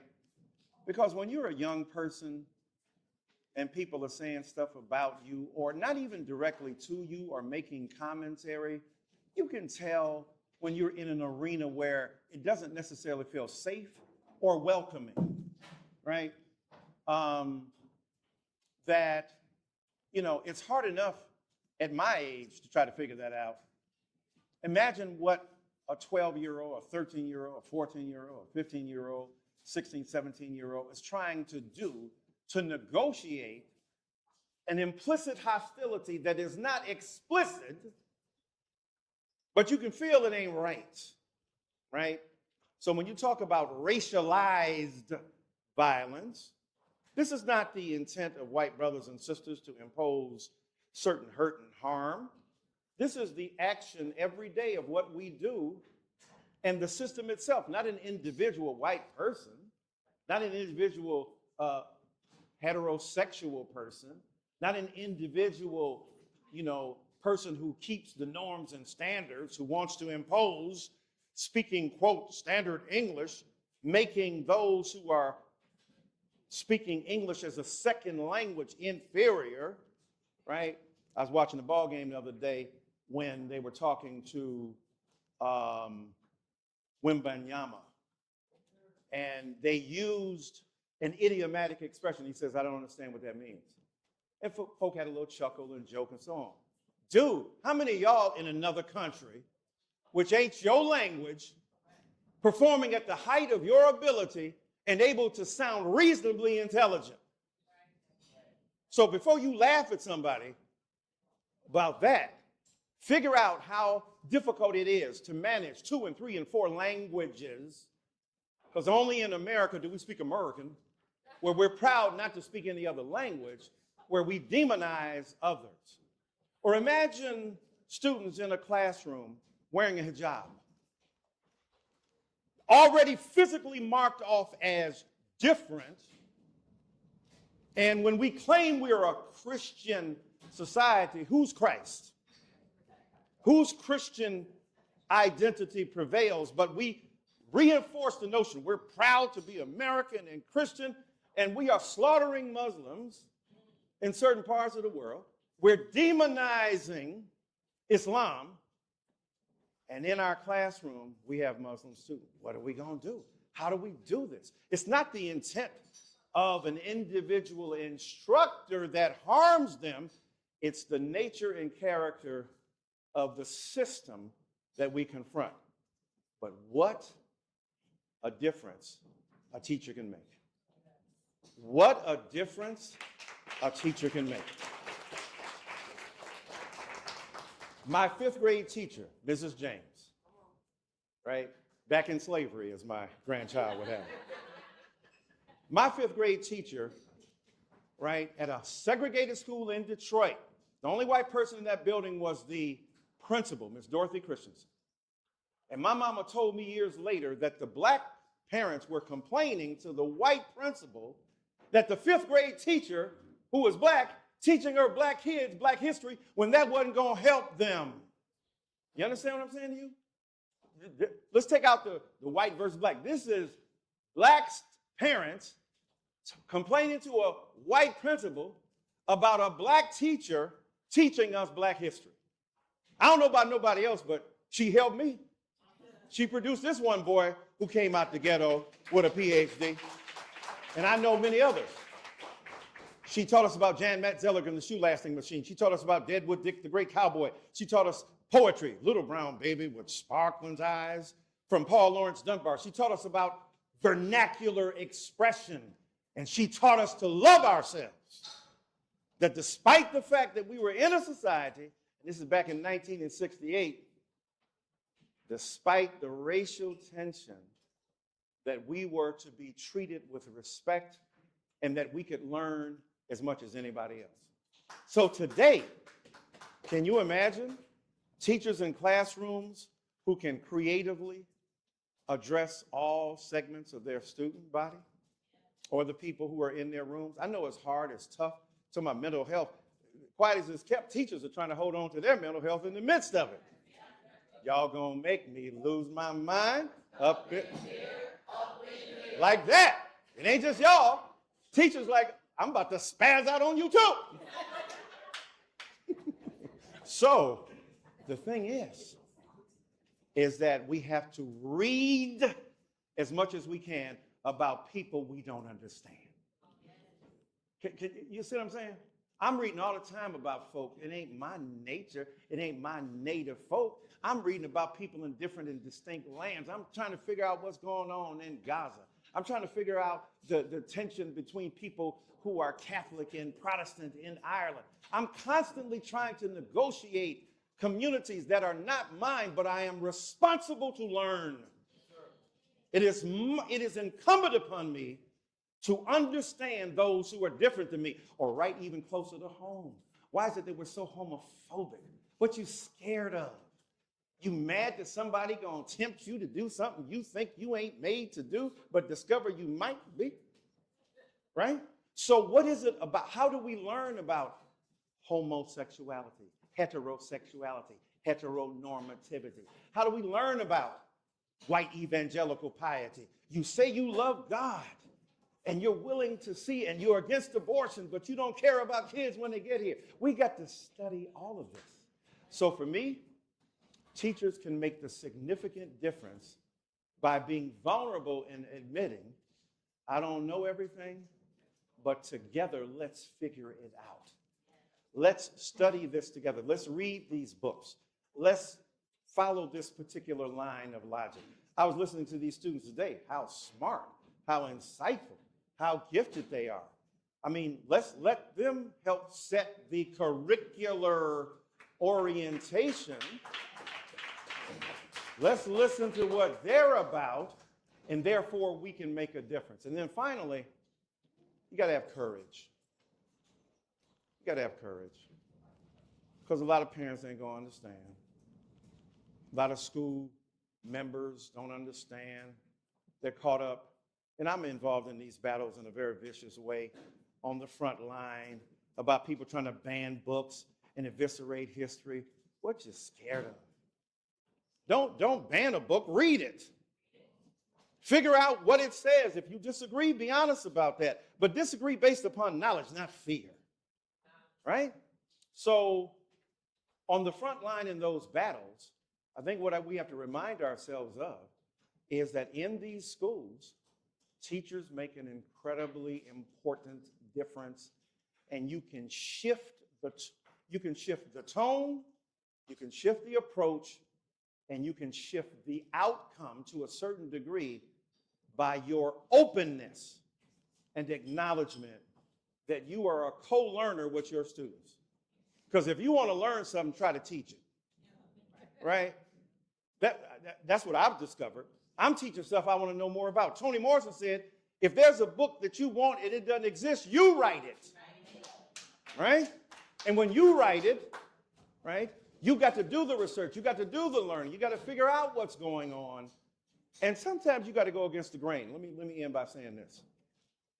Now, I mentioned Drake and people, oh, and they figure, you know, you're a social justice warrior. You must be about Kendrick Lamar. Let me tell you why I took Drake's side in that. I took Drake's side.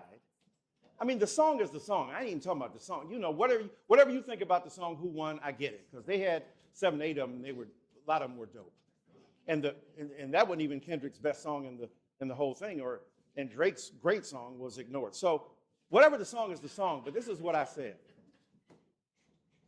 Because this cab driver today literally said, because we are not like him. Not like us is a white supremacist principle to divide the world from those who don't act like we do.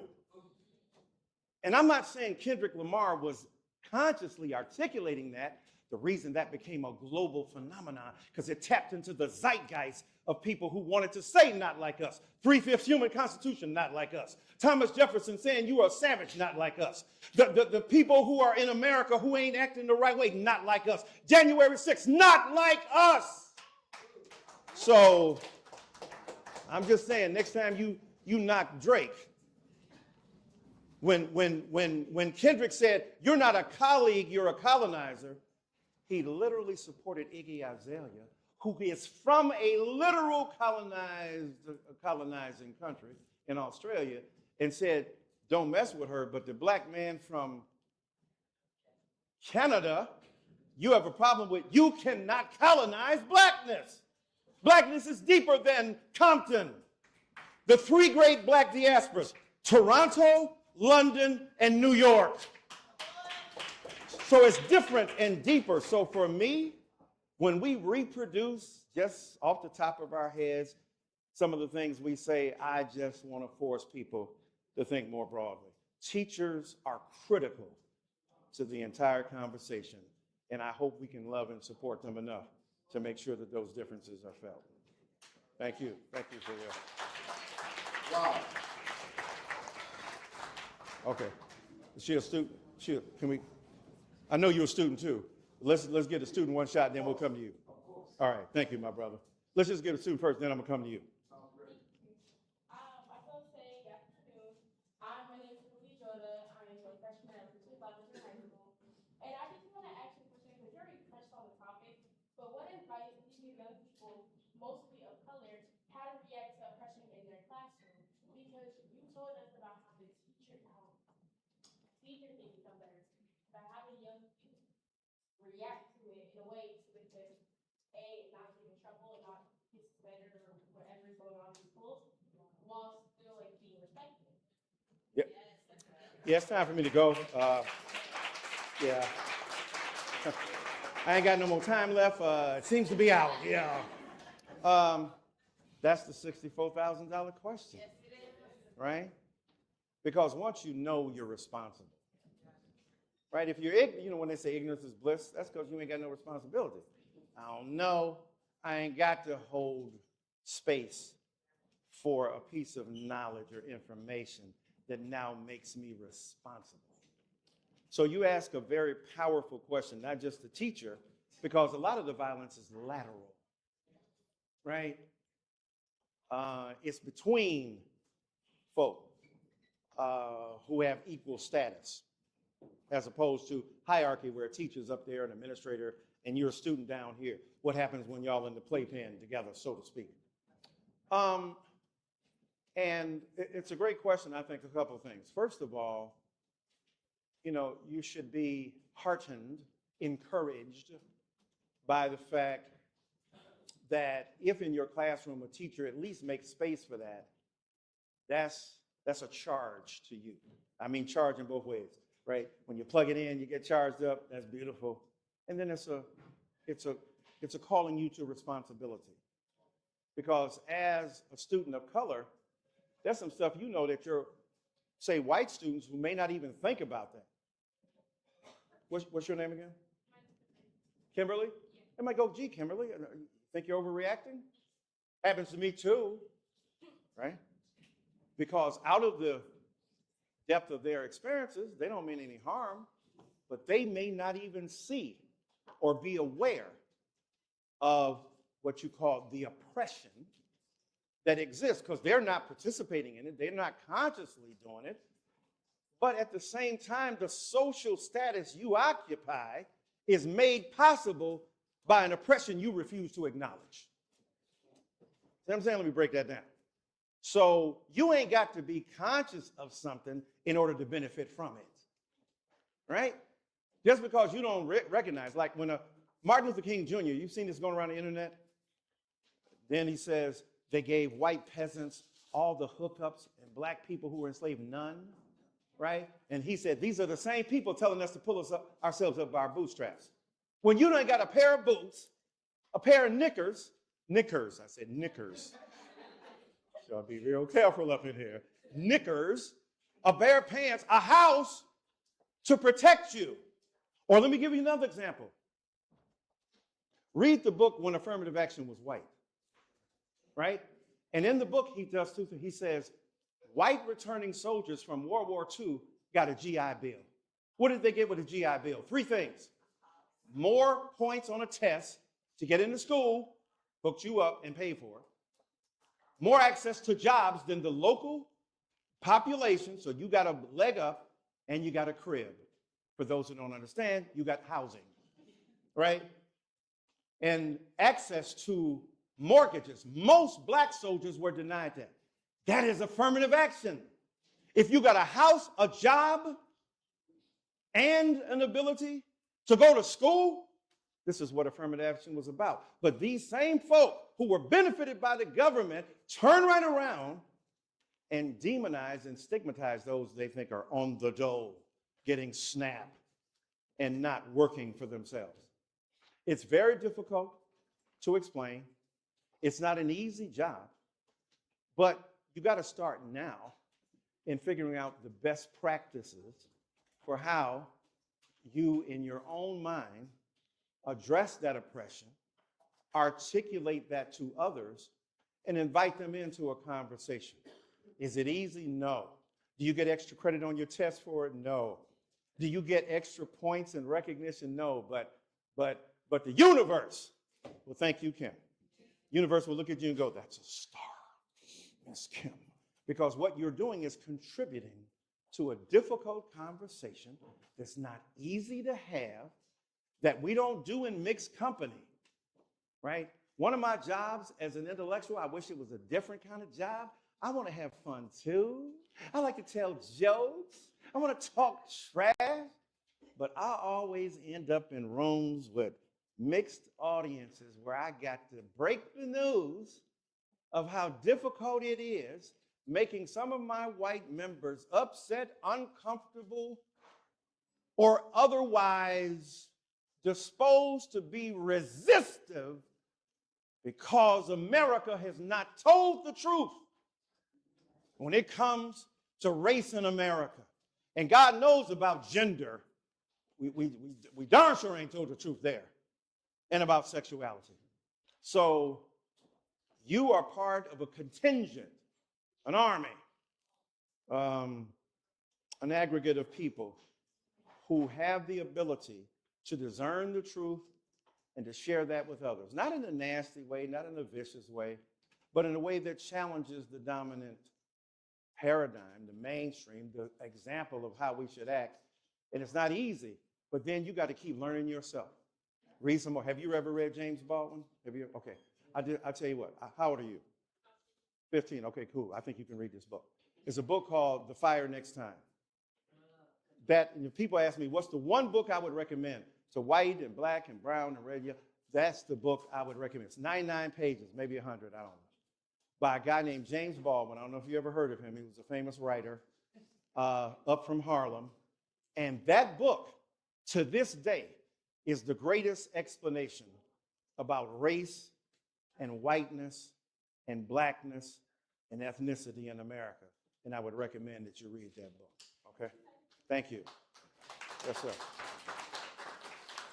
Indeed, good question. Good Reverend Doctor, I appreciate you bringing up that contrast between Drake and Kendrick. That conversation you and I had in New York at the March on Wall Street, that went viral on my page. So I have a present from your friends, your family, your village in Toronto.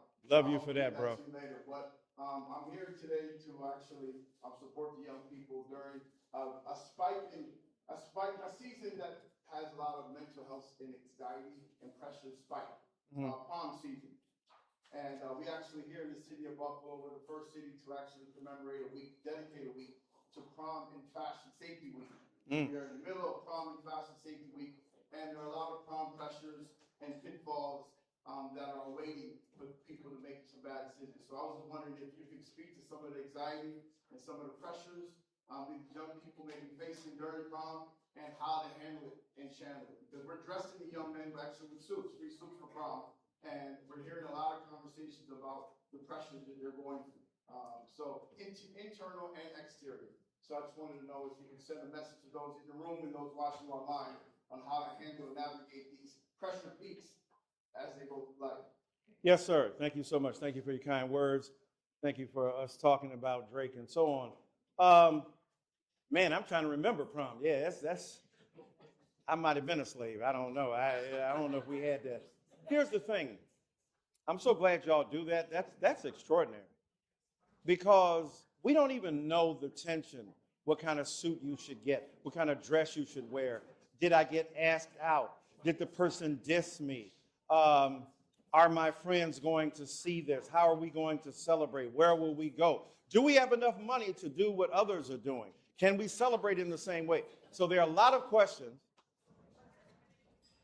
There are a lot of questions about prom and about the appropriateness of what we do during prom. So the fact that you have already paid attention to it is half the battle right there. That's number one. But number two, I think that you gotta balance between being judgmental, because you don't be judging folk, right? These are young people coming to maturity, and when you remember what you were doing on your prom, just don't tell them. Just don't tell them what all the stuff you were doing. But when you don't want to judge young people, but you want to ask them to hold themselves accountable. And that's a different story, right? And what we mean by accountable is we don't mean just to have a moralizing viewpoint. We mean accountable that decisions you make now can affect the rest of your life. Now, let me draw from my own life. None of y'all have to testify, but I was a teen father. And I got married because she got pregnant. I'm not saying it was a shotgun wedding, but a revolver was in the room. Okay, yeah, these jokes are pretty funny. I need better recognition for my giftedness as a comic. So I was 18 years old. My son just turned 48. We about to go see Jigga in Philly. You know, God forgive me for my brash delivery, but I remember vividly what these streets did to me. Imagine me allowing you to nitpick at me, portray me like a pickaninny. Now all my teachers couldn't reach me and my mama couldn't beat me hard enough to match the pain of my pop not seeing me. So, with that disdain in my membrane, got on a pimp game, blanked the world, my defense came. Jigga! All right, so we grew up together. Right? We listen to NWA. I'm telling them don't call a woman out of her name and so on and so forth. So the thing is, if we could companion young people during prom, if we can figure out ways to slide in as both mentor and associate. I know they always say don't be no friend to your kids and so on. On that prom night, figure out a way to have a friendly conversation so that they don't rebel against your discourse because you sound like some old fogey. But at the same time, you want to share out of the bounty of your vulnerability. You tell the truth about the mistakes you made, the missteps. You don't act like you were all perfect. It ain't just some people got better. They just aged out of sinning. Man, if I was in a church, whoa, Lord, yay, good. Okay, anyway. So, aged out of sin. Man, let me write that down. What? You didn't get better. You just aged out. You can't do it. It's not that you won't do. You can't do it. Man, I'm going to come back on Sunday. So, instead of judgmentalism, let's have a kind of incremental, parallel companionship to young people to share out of the bounty of our vulnerability, the stuff we messed up on, how we had regrets, how things we did didn't turn out the way we wanted. So we want to share that with you in a vulnerable time. If we can do that, I think that's the best thing we can do, besides riding in the car with them and going to the prom and then making sure that they get home on time. But other than that, I think that kind of companioning with them is a critical difference that can be made. But I applaud you for being conscious of that during this week. All right? Anybody else? We're good? We're good? All right. No more questions, comments, philosophies, poetry? All right. Thank you all so very much. All right. Give it up one more time for the speaker, the teacher, the doctor and comedian, Dr. Michael Eric. So, you know, the two teachers that are there saying that, I just want you to know that. He dropped so many gems, gave so many lessons, and I really, really hope that Oh, yeah, everyone I'll was sign it with able this. to Yes, ma'am, I'll sign it with this one. Yeah, because I'm allergic to that. People are beautiful, they are, allow there to be vulnerability, and being able to have there be a level of connectivity, of learning about people whatever that y'all may want not to do. be individuals you know about, but allow yourself to learn about them really helps and positions you. And remember, everyone needs to tap into Facebook. What he said was facing a book, okay? So making sure But I'll that sign you their get books your and stuff too. education on and read, especially one of his books. So if you had the opportunity to win, we're gonna be giving away some giveaways again today for his sermon to White America. Tears We Cannot Stop. And every book this man writes is absolutely amazing. And because I can relate beyond, but in addition to, he meets you where you are, because he gives the Jay-Z version and makes each and every time. So I'm so grateful for him and his presence. And if you are not familiar with this great man, please do your due diligence in doing your research, because if you are not familiar, you have just truly have had someone that's in the history books right in front of you. So please, one more time, put your hands together for the honorable, the great Dr. Michael Eric Dyson. So at this moment, you are in the hands, of course, of the Foundry, where I hope you are ready to receive some great food, great eats, and then we're going to meet back again for the joy sessions as we have more breakout sessions to move your body, move your mind, and of course, keep things going as we think about the impact that you are going to make as you leave these doors today. So you're in the hands, of course, of the Foundry, and we will give some giveaways out throughout lunch.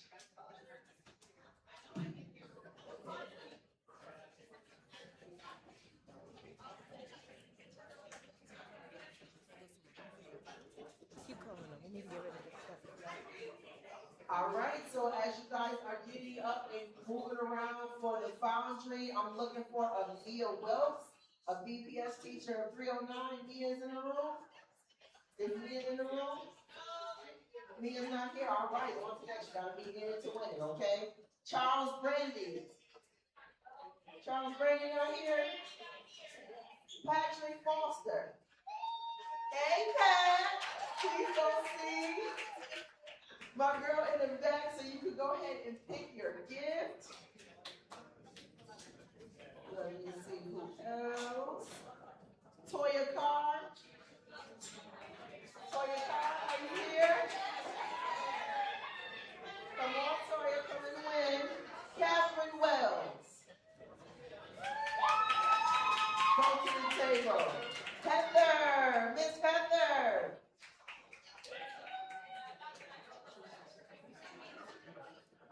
Leanne. Hey, Leanne, you just want something at the table? And James Gaber, Mr. Gaber, James Gaber. Make your way to the table and make a pick. All right. Tyra DeMar. Tyra not here. And was it Norman White? Oh, Dr. Naomi Wade. Dr. Naomi Wade, you can pick. All right, now you're in the hands for sure of the Foundry to go ahead and eat lunch.